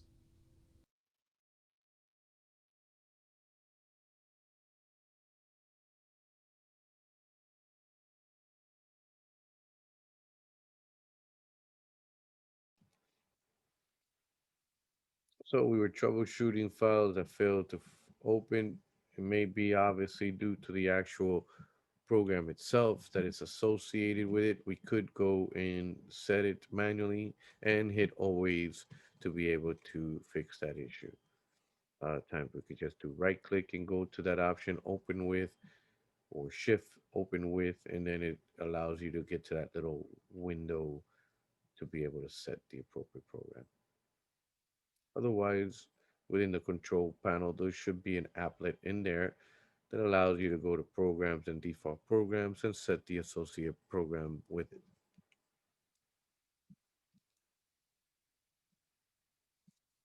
Common troubleshooting tools.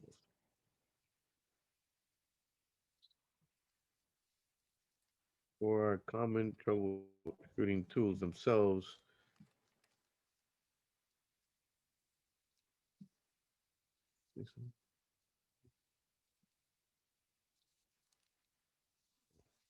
You have the actual UEFI or the actual BIOS. We need to understand, obviously, BIOS is for the older BIOS or the the older motherboards. The UEFIs do pertain to the newer ones. There is diagnostic tools in there that facilitate the process to and allow us to be able to troubleshoot the actual hardware within there. Next, we have the memory diagnostics, which is inside the actual. Um, Sometimes the BIOS itself has one, or Windows itself in the recovery has a little memory diagnostics little thing that we can see there, GUI representation when we go into recovery. SFC, which is the command that we can do SFC scan now and or flags to fix. I forgot, I think it's fix, right? Scan fix or scan now is the flag itself within the CLI that facilitate the process to be able to fix the files. Logs are them themselves, be that it is due to security, informational, or if it has pertains to the actual system or the applications. Do you have the different areas that you can look up the information? You have all the different options inside system recovery, including the process of now in that we saw in Windows 8 that allows you to refresh the computer, similar to I would say doing SFC, but a little I guess more robust where it makes sure that the PC or Windows is completely refreshed without affecting any of the files.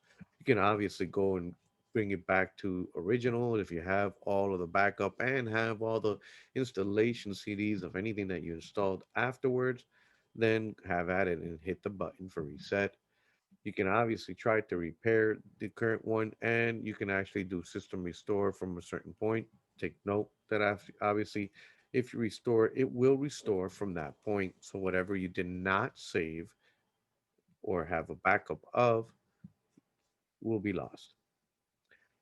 There is obviously sometimes issues where 32, 64-bit patches, specifically the ones that pertain for those aftermarket non off shell Windows. You have the capabilities to be able to go and boot into safe mode, as we said, and you have MS config to be able to facilitate the process of doing different options in there. And lastly, our little trusty friend, the shell inside the command line.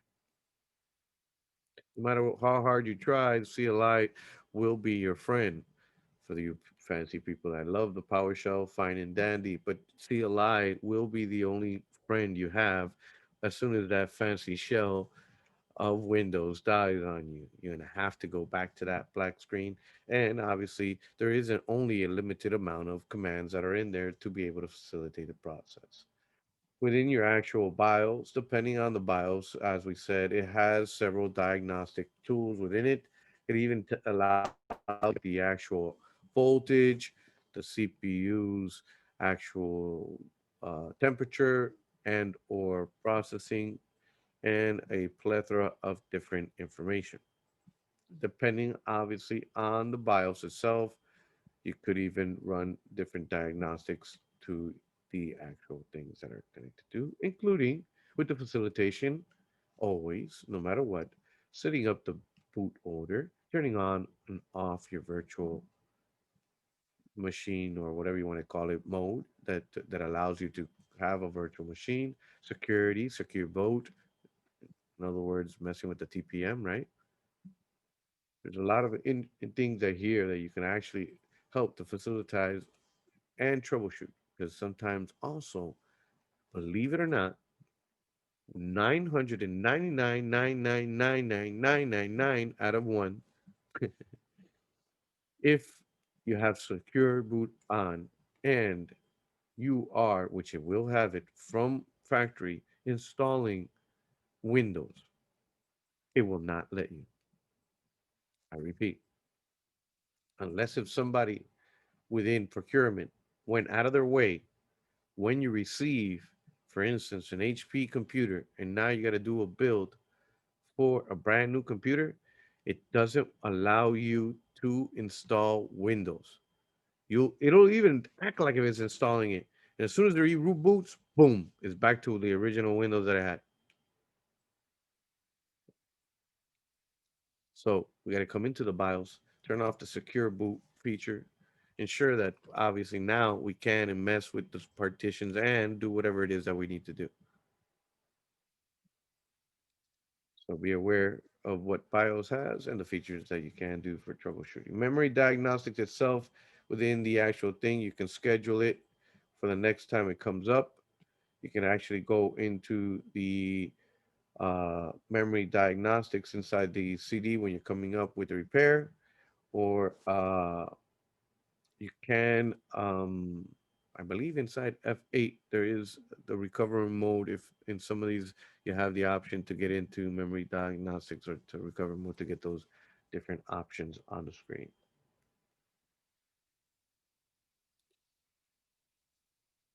Questions and doubts. I hope and pray that if you understand the words memory diagnostics, that it is obviously going to diagnose your memory of the computer, right, Lázaro? Not your memory.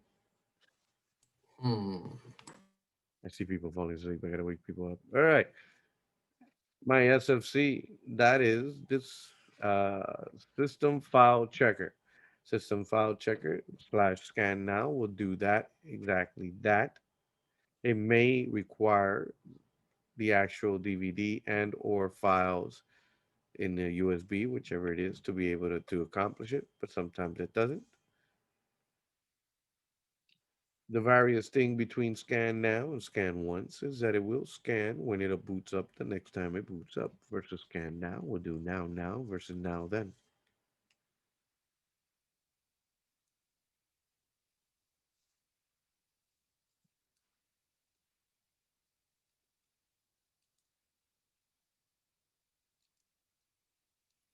Guys, friendly reminder. I haven't even started class in the other class, and there wasn't one camera that wasn't turned on. Every time I look to my right, I see a plethora of cameras turned off. Well, we can't see it, but we do see those who don't have the cameras Well, on. I have three I have three monitors, so I can keep track of that right now the whole day.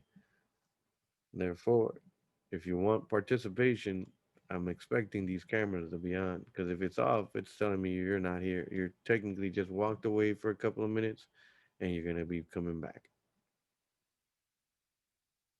And that's what the camera tells me when it's off.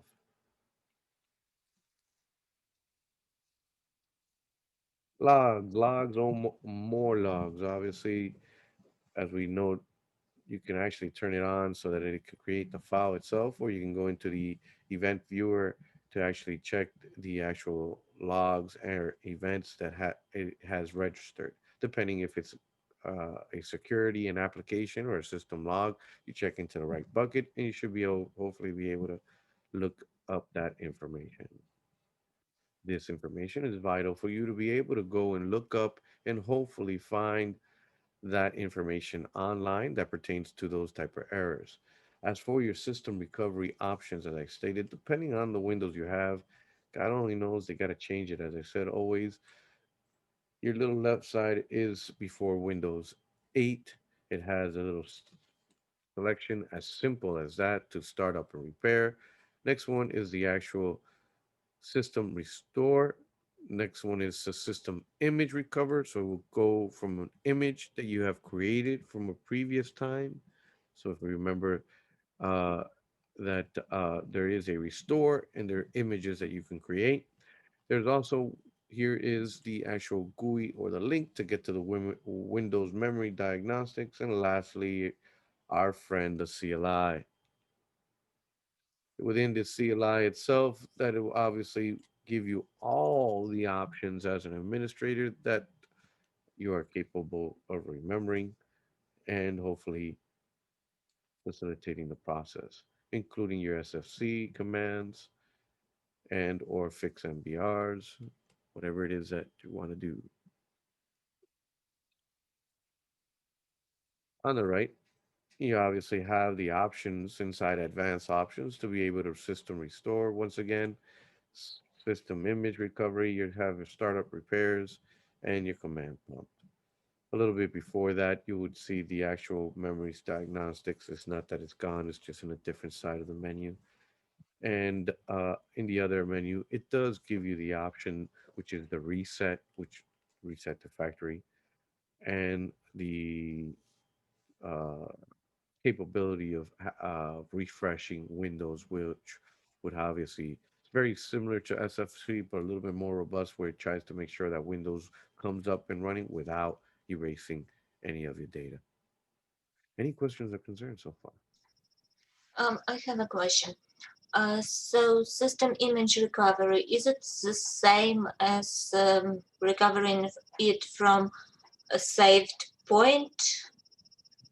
Or that's, A I mean, restart point is just a restart point. And its image would be the whole thing. It's a little bit different. It's a file. Image recovery file is a full system image that you've created earlier, versus a system restore point will restore the configurations that were there. okay. Did that make sense? So yeah, it does. So from where it's possible to do the like the restore point, so it's not this Windows, I guess. Or I mean, not this place. Well, see, a restore point would be similar to like the time machine per se. So almost, but the image is a full image of the whole Windows and everything that's there. This is more in reference to the configurations of what Windows has. The other one is a full image of everything that is there, including your files, your Word, your Excel, if you happen to have that. System restore restores Windows to an earlier time. Just restores you from that. Almost very close to a backup, I would say, right? Correct me if I'm wrong, Lazaro here. Very similar to a backup. I would agree. Very similar. But an image file, I can use an image file to restore any PC. If this was a PC that was for operations per se, and it's a UAC, auto logon PC per se, I can use that same image always because I can care less about last week's data that was being scanned. All I need this thing is to be able up and running for scanning per se. Makes sense. And then whatever backup of data that they need to make, they um obviously bring it up that data by backup. They restore by backup. Believe it or not, on the exam, the one on the right, which is Windows 10, that's the kind of interface I had when I had to do a boot record repair on command line. Yeah. And on what great point you just brought up.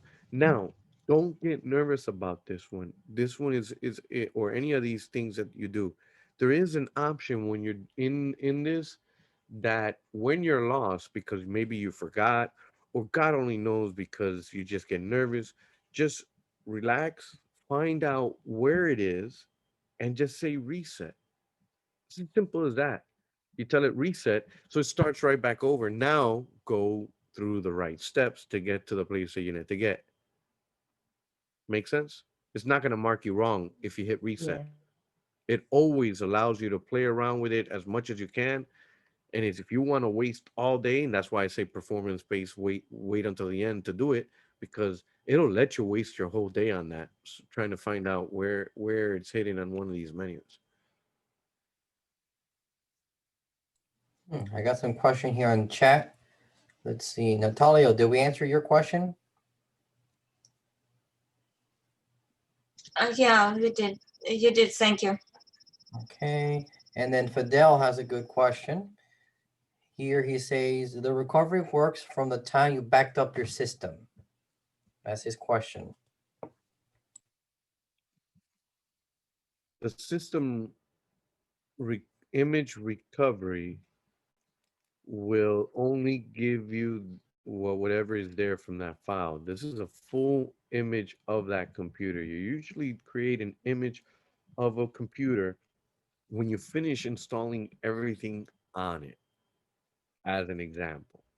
That's when you create an image so that I can recover from that image. I don't care about the data. I just care about the operating system and all the applications and tweaks that pertain to it. It's a file that's compressed that has all this information. Compared to a system restore will is almost a full, well, it's basically a full backup up to that point in time.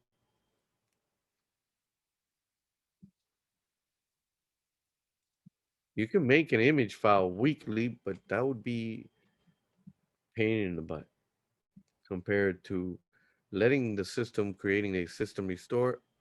It's mainly creating like a reference file from to a certain point of the configurations and or data that was there. It's weird, but it works. I got another question from Arturo.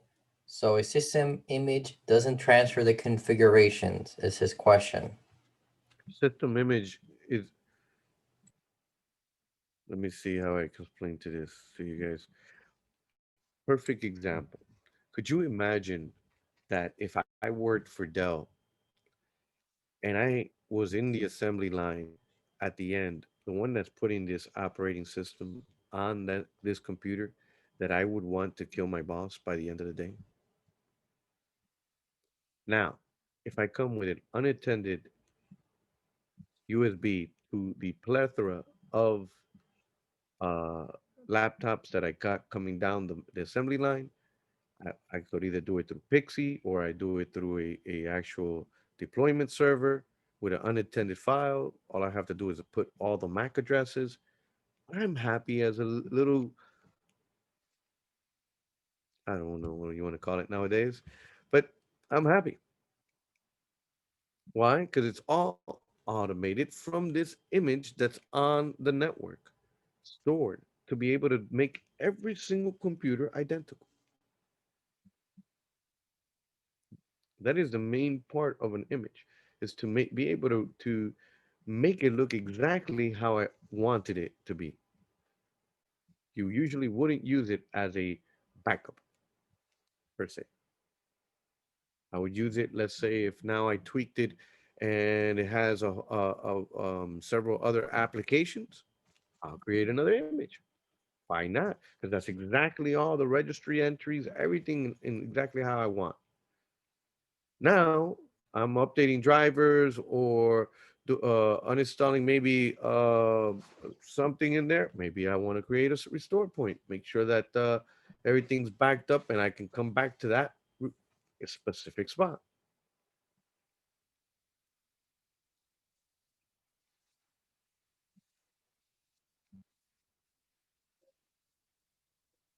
Questions? I know it's kind of complicated, but little by little, we'll practice this again because it is important to know. Some of you are probably confused when it says system image recovery. What it's really asking is, in this scenario, you have to do it beforehand to make a recovery disk, basically. But like Diego said, that disk can do other things too. It's just specifically the system is asking for a specific way to do it. And that's what it's You asking. Yeah, you can almost think about it almost as close as being that little refresh thing that they're saying over here, where you're not messing it up. But then it's, well, actually, no, system restore is still back in time. So never mind. I don't know how to else explain it. For one is a compressed full image file, while the other one is similar to a backup. Screenshot, just like in virtual machines, they take a screenshot, basically, boop, they take a Exactly. snapshot of what the system was. That's exactly what it is. That's a snapshot. Snapshot is a better word for what you would consider uh, the system uh, image, the whole thing of it. But I'm sorry, the system restore. That's exactly where it is, a snapshot. If I remember exactly what a snapshot is in there, it takes a picture of where you are in that specific time. Is that what you were saying, Lazaro? Yes. All right. And when you use virtual machines, it'll make perfect sense. And that's why we Mhm. want you guys to learn virtual machines. It helps tremendously understand that. While the image was the OVA file. Thank you for bringing that up. And I Did can't that mention ever did that even hit somebody across the head? And how obvious? What's the difference there? A snapshot is when you go and you put it into snapshot. You guys remember what a snapshot is in a virtual machine? Please say no, because obviously silence tells me everything. So let's go pick up Pepe again. Let's wake up Pepe. Oh, Pepe, wake up. You got work to do. Where'd he go? Oh, here he is. Oh, yeah. All right. So I can go and I already messed up my Kali Linux. I put GNOME on it, and that is the worst thing ever. I'll never use that thing ever again. GNOME basically just does that. It makes your whole computer into a GNOME. If somebody ever tells you to use GNOME, they don't know anything. All right, here we go. Take a snapshot. Ugh. Snapshot number one. Okay, that is a snapshot of my machine. Now, let it take a snapshot. Yes. how about you make it crash, force crash Yeah. it, Hold on a and second. then Wait, you can just wait, show wait. the example. I know where to go. I go over here. I gotta go. I gotta open up one and then open up the other one. Yeah. Now let's go over here. Here's this guy here. Take another snapshot. Why not? I got nothing better to do. What do you want from me? Now close this guy. Yeah, just I don't care. Kill it. Anna, kill it. We want an error. All right. Now, this would be similar to an image. A snapshot is what you just saw there. This is an image.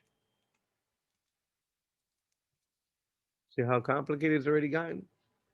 I gotta go look the file.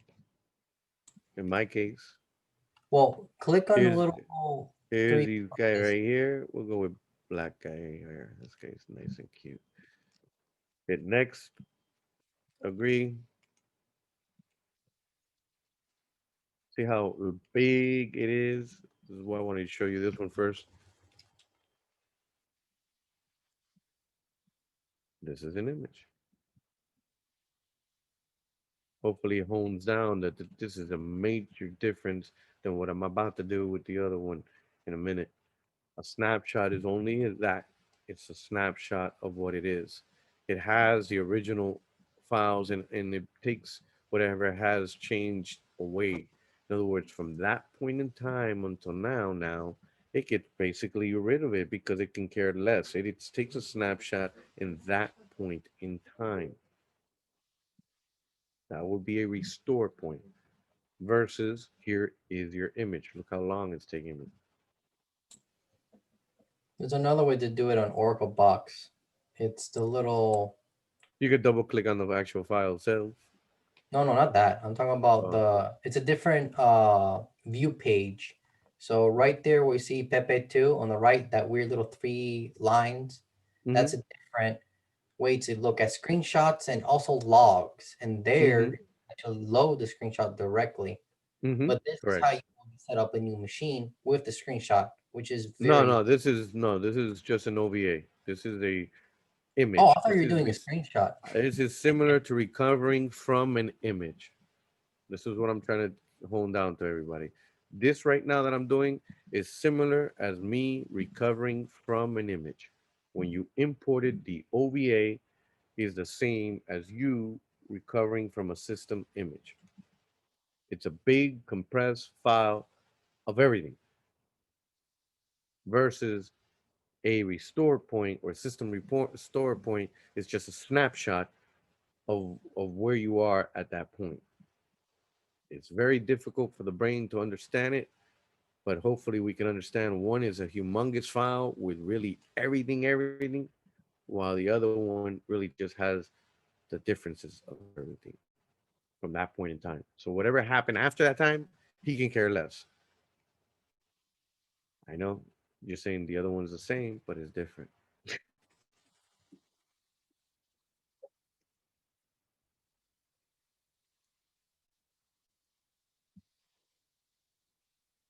I could only imagine with Lazaro's PC how long it's taking. You want to give that a Hey, try? hey, hey. I actually finished pretty fast. I got witnesses here. I don't got a supercomputer like you where you're literally just do them like Yeah, I this. am eating up a lot of my resources right now, ain't I? Oh, no, trust me. He got a supercomputer. They're asking on the chat what kind of machine you got, how many cores, RAM. Oh, the I doubts. wonder what special, what is it called? A special line you can just put on search. No, I can look for here.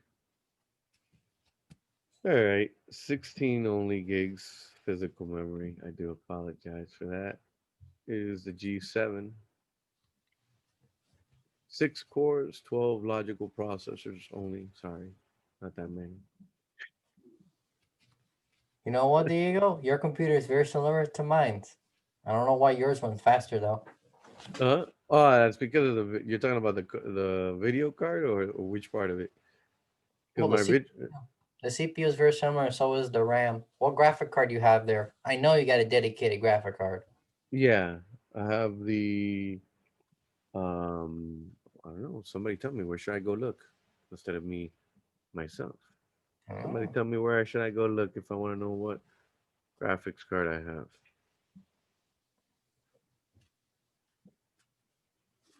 Come on, guys, you should know how to use Components, system info. Okay. What else now? display,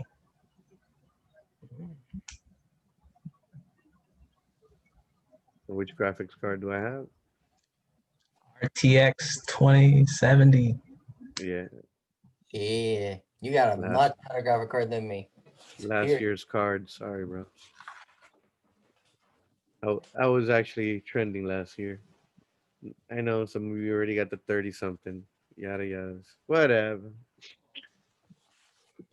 I don't have $2,000 or more or $2,000 more to fork out. That puppy did cost about $2,000.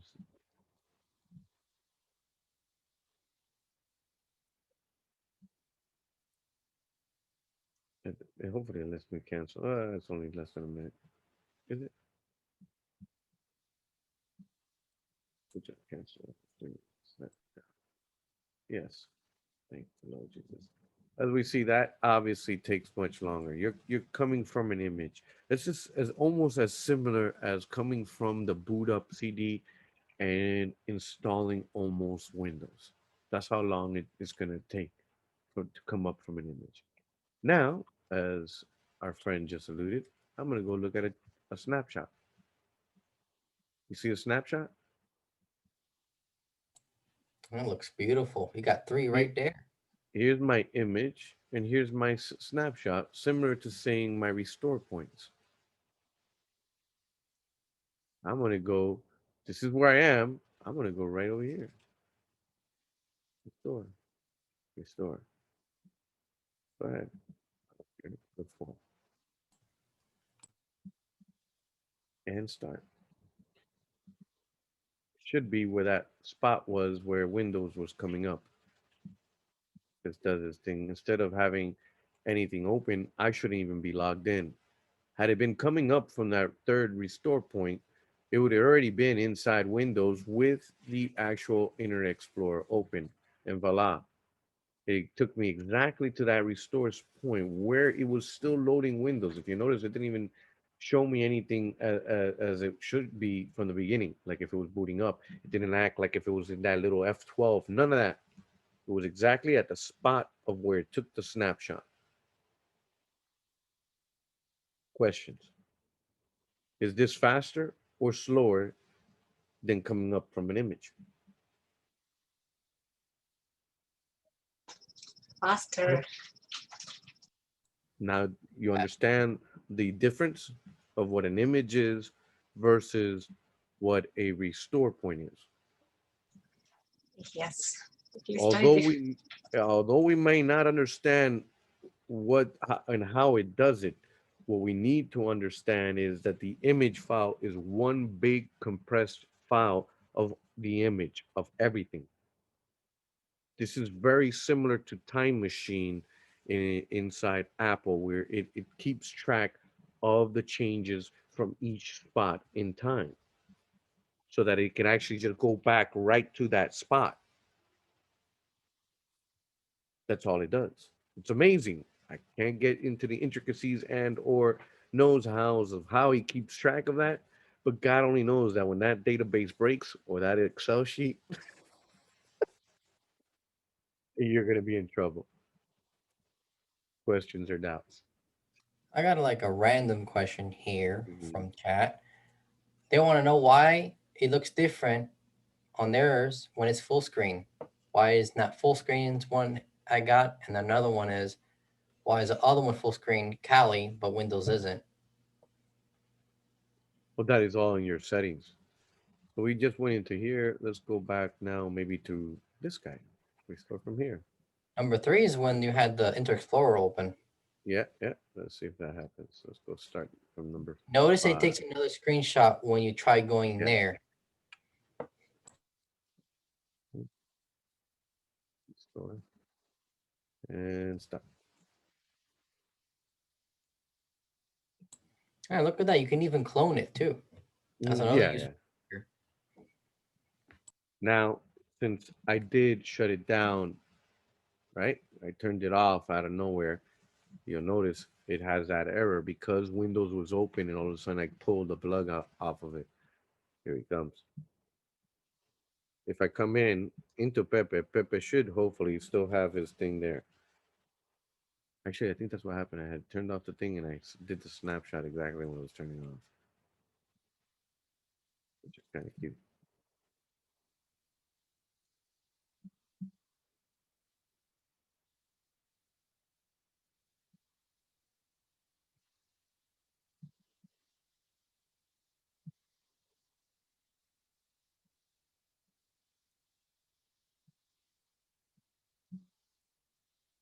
No, yeah, it was because I was turning it off. But you guys get the point. Any questions or doubts? What was the last one? The last question you had? I'm sorry. In Last the chat? question is, can you please repeat how to do the snapshot? How to do a snapshot? Did you just Which hit will be take hard. snapshot? You hit the button that says take snapshot on the top. You can do something also similar to a hibernation to these things by clicking here on the little outside, and you can save the machine state. So if I go here and I hit there, he will now create a file exactly with that.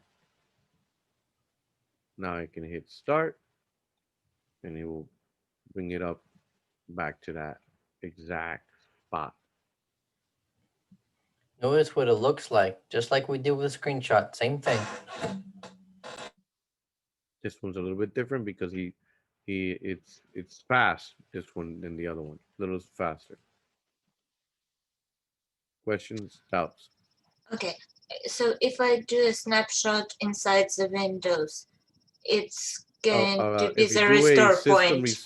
if you do a restore point, we want to make sure we remember the keywords because in Windows it's called the restore point. Okay. Mhm. Okay, thank you. Mhm. So if you do it in a restore point, it'll take you exactly to that specific spot on exactly how everything was at that time. Great feature. Such a pity in Windows 10 you have to activate it. Yeah. It takes space, obviously. That's why some people didn't like it. Obviously, I guess some people just don't like to keep their information. I'm not sure how they It set takes up. such little space.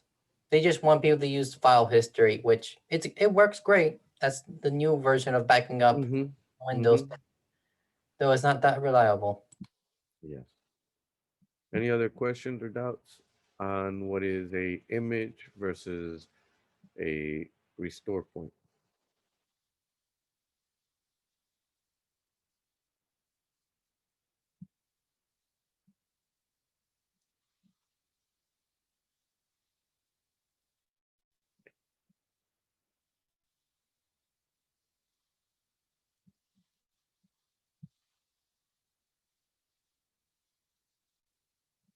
None?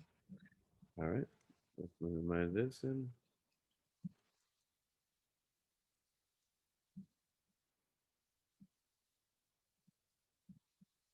there goes your restore point right there. Your little snapshot, sorry. Without turning it off, obviously. I took a snapshot first. I hit it.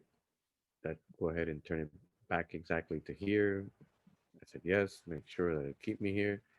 And as soon as I said to restore that snapshot, boom. Even with the little start menu open. Questions, doubts?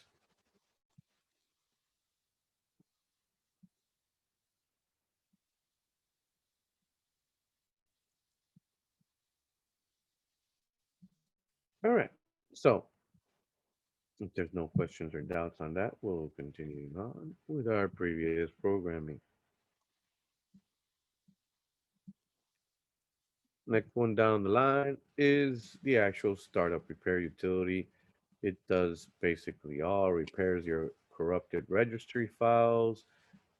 It restores your critical boot file system driver files, roll back on any non-working drivers, uninstall incompatible service packs.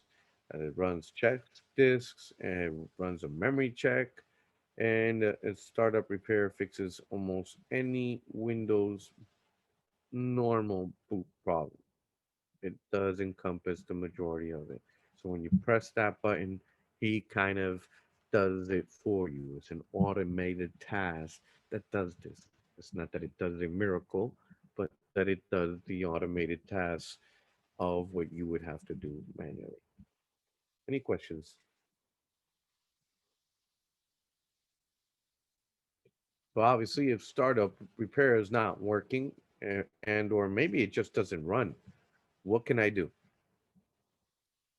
From what we learned so far, the options that we had there, and hopefully we still remember who is our friend, who's our bailout friend, that black screen with the white letters on it. The command line. Command line. Command line, yes. So everything that this thing is doing, you can do it in command line. Or you can actually go into the UEFI or the BIOS to accomplish these tasks. Next, you have the option for system restore. System restore utility itself enables you to go back into a point in time when the computer was actually working, and it'll even tell you exactly what it did. So this is what's great about it. So after you started that, it will give you exactly the list of what it did recently. So if it just happened now, and it might have been today now, so now you could just go back from before now to be able to get to the now that you want and keep track of what that was. In this case, it looks like it was Windows Update. So you might want to stop that from happening. If you hit the option of the show more, will allow you obviously to be able to show more restore points if there is.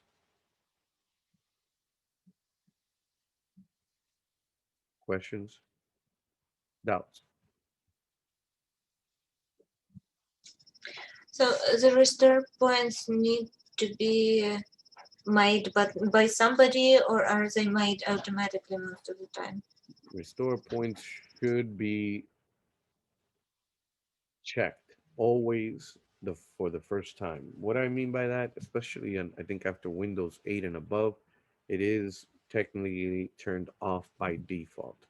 Therefore, if you wanted to be doing it, you need to turn it on for the first time. and make sure that I believe in task scheduler that it is in there. If it's not that itself, is it itself or task schedule? No, itself. Sorry. After you turn it on, it does it itself. It's aware. If you notice here, when you got the Windows update, it did it itself. It's not because you created it did it itself. Now, anything that you created yourself, it'll even say it there in the description that you created the restore point. And that's where I said I usually recommend that before I do anything, when I'm messing with a computer and about to do anything, if I don't have access to a backup, this is one quick way of saving hopefully your job. And I recommend when you get a brand new computer, you get yourself a system restore and system image if you want to be pretty sure to get it back quickly as possible if something happens. System image takes much longer. Remember that. A system restore is really just like a little reference file from that point in time. It's kind of weird. I don't know how to explain it. I can't get there. So I think just snapshot is perfect. if you look at it as a snapshot, it should hopefully help you out and see the difference. How that little tree hierarchy thing that's there should hopefully help you out and make you understand what's going on. Separate files, keeping track of all that information. All right. Next is the system image recovery. It obviously enables you to be able to restore from a system image, be it that it is on the network itself, or if you have to be able to select it, you hit the option.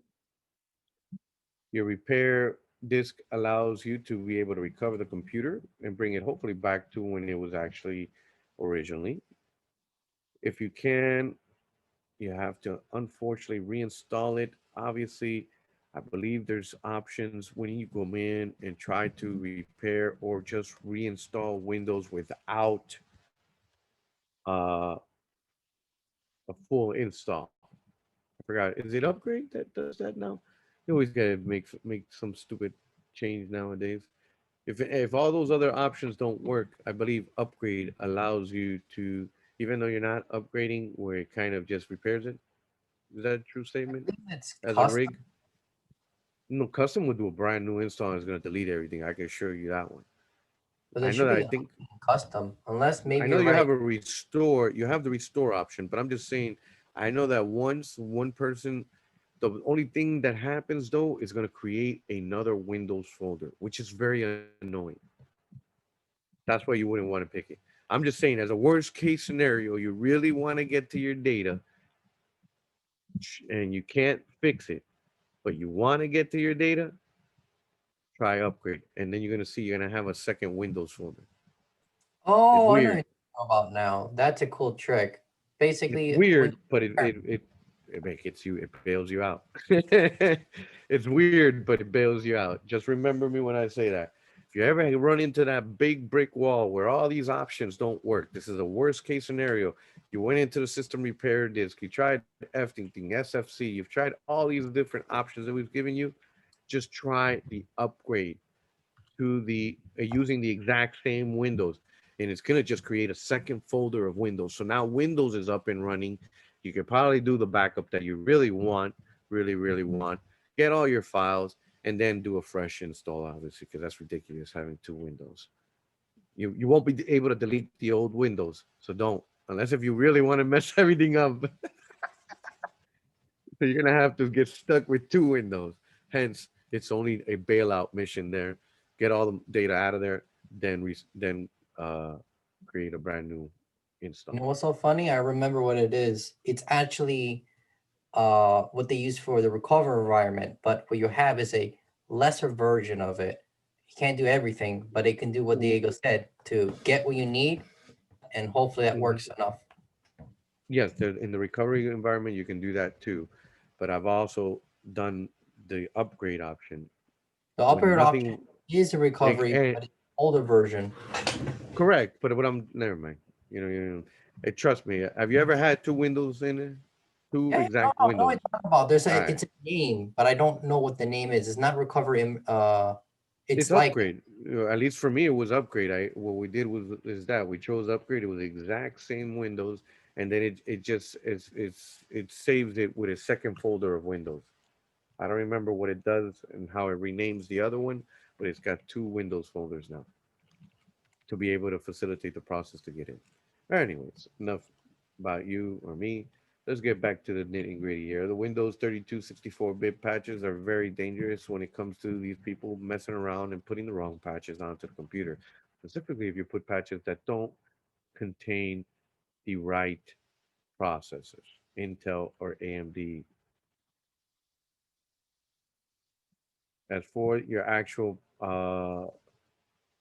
overall patches, a lot of them have the detailed information. So if you read carefully and the new Windows, it gives you only the patches that you require. So you shouldn't be going out to the little forum and looking up for the latest KBs. You should just only use the ones that it actually tells you. As for the actual applications and or the hardware, you could go to their site and look up for any of those information to update the drivers. Question.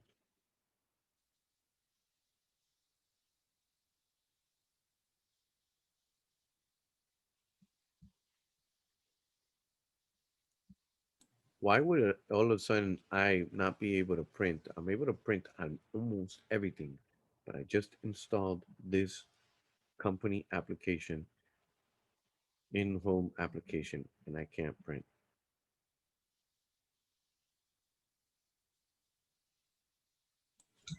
Is it not connected to the network? Huh, I'm able to print.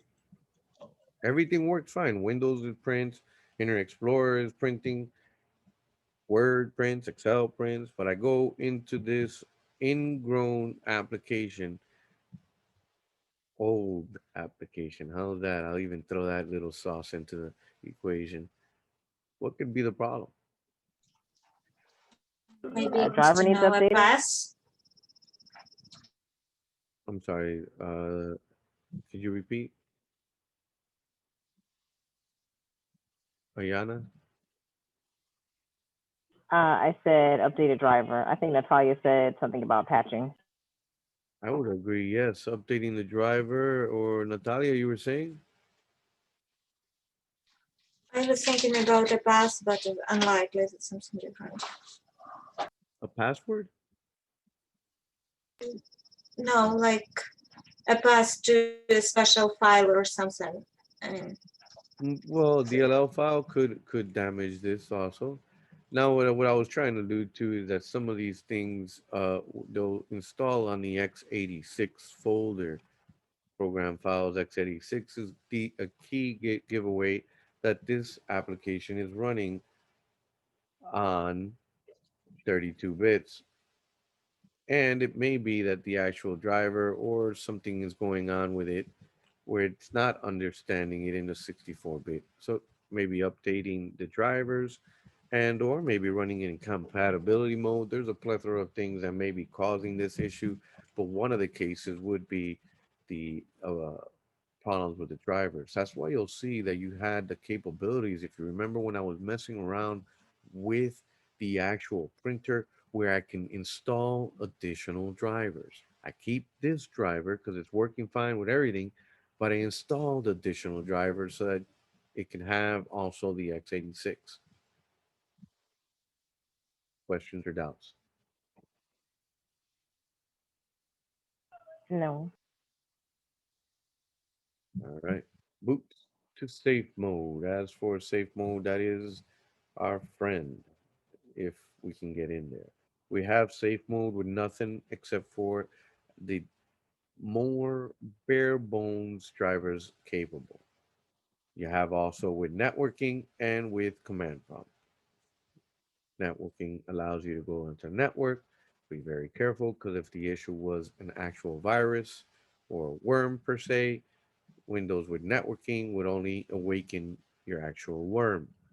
And if you're trying to remove the worm, turning on the network card is not going to help you. Because as soon as you get rid of it, it comes right back in.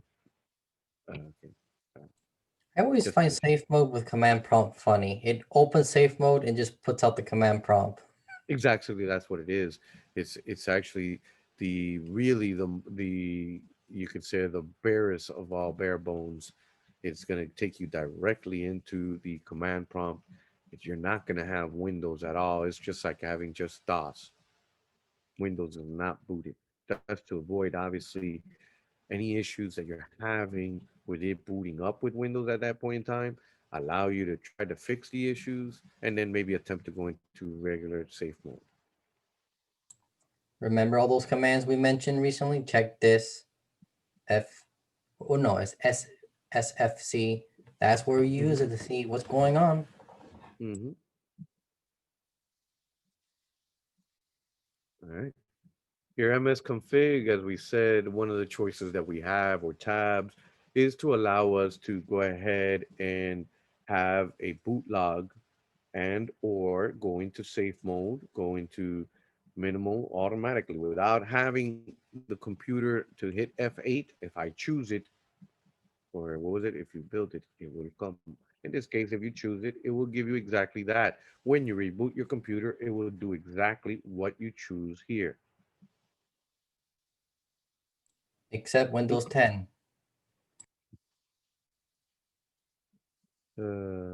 Give it curveball. If you don't have professional, whatever you do here for system configuration, unfortunately, that's for the real world. In the exam, it's correct. But in the real world, for some reason, Windows 10, if you play with it, it goes back to default.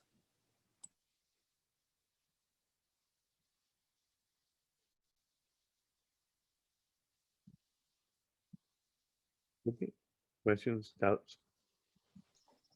So about Windows 10, how do I save the configuration if it goes every time to default? Well, need it will. partition, The what? or you hack it, which I don't recommend you do.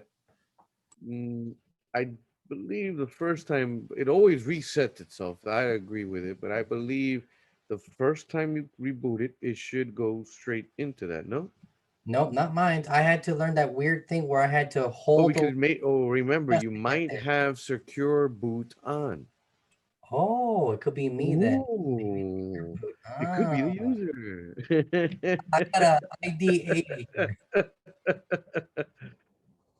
If you do this, you need to make sure your UEFI BIOS is not impeding you from doing this.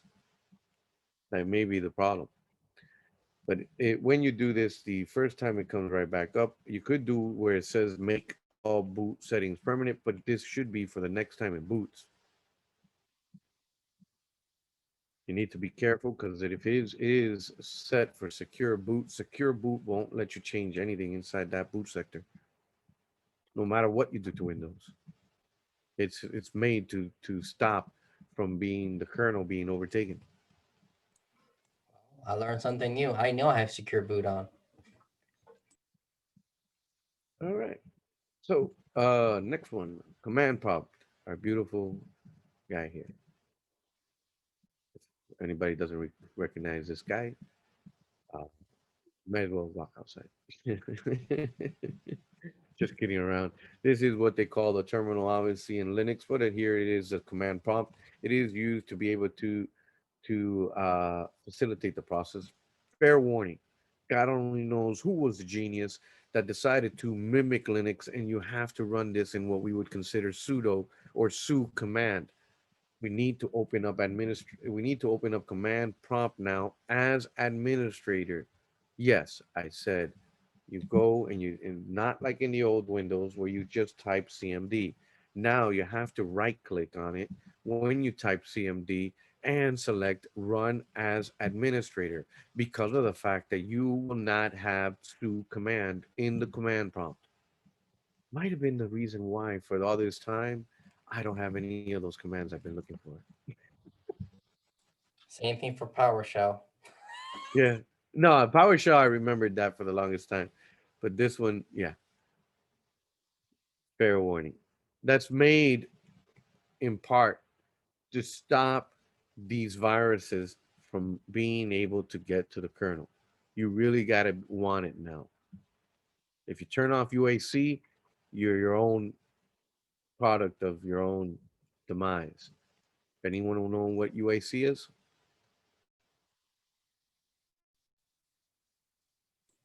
Who here has Vista or has used Vista before? UAC is still here, so you would need to know it for Windows. I'm sorry, for A plus. Please, oh please, somebody tell me you know what UAC is. User access control. That is correct. That's that little thing that comes up and says, yes, I want it. If you're an administrator, it's as simple as a yes or no. If you're not an administrator, we'll ask you to log on with privileges to be able to do the command. If you lower the UAC settings, you can lower it all the way to the point that it will not ask anything. And that's the point where you're completely susceptible and you're back to the old Windows where anything goes.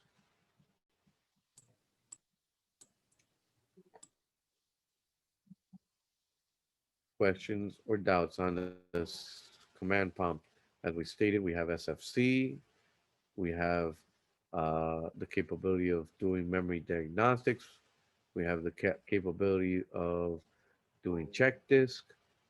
Got a plethora of commands in here that we should hopefully remember. Actually, we did this one. I'm not sure why they added these slides. Isn't this the thing that we just added? I don't know why they did that. Oh, I see why they did it. All right. So back to this thing over here for additional stuff that we could actually check, obviously for limited connectivity. Hopefully we all remember we have our friend IP config. So if we're in DHCP, we can do IP config all. We can do our release and renew to be able to obtain again. So if we notice when we do a IP config all and we see an APIPA address or in a 127 address only, we could obviously know that hopefully at that point, if we have Windows or Linux, that we don't have the proper IP. Inside Linux, if I recall correctly, is if config, so that we can be able to do the proper for the actual card or the NIC card, and for the wireless is IW config. In here, to further test our actual network card, as we stated before, we can actually ping the local host so that we're pinging the actual network card itself or the computer, similar to doing a loopback plug. Next, we should obviously check the router itself to see if we can get to it and any other device on the actual network. And lastly, go ahead and ping someone that we know we should be able to get to, as in always 8.8.8, who should always be up.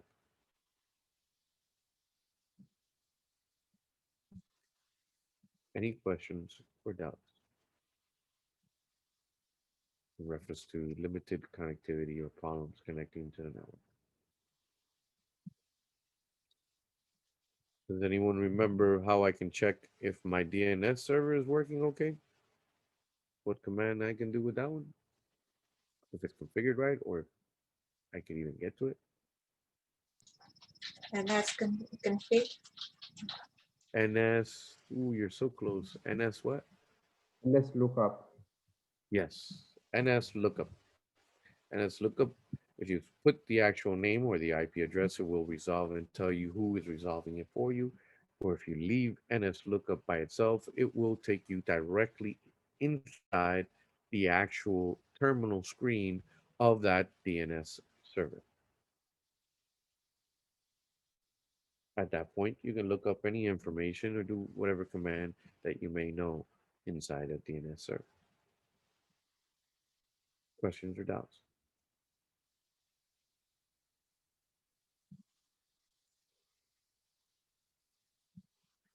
All right, so that's pretty much all she wrote. At this point, we should hopefully all be able to identify all of the common issues that may come up or be able to hopefully troubleshoot any applications with these, especially if we see a DLL error or any of those things that we just reviewed. We need to understand, we need to be able to be persistent. As we said, although Windows is very reliable, OS softwares are all complex, and depending on if it's made to play nicely with the OS, we can have a plethora of issues that can cause further troubleshooting necessary. Questions, doubts?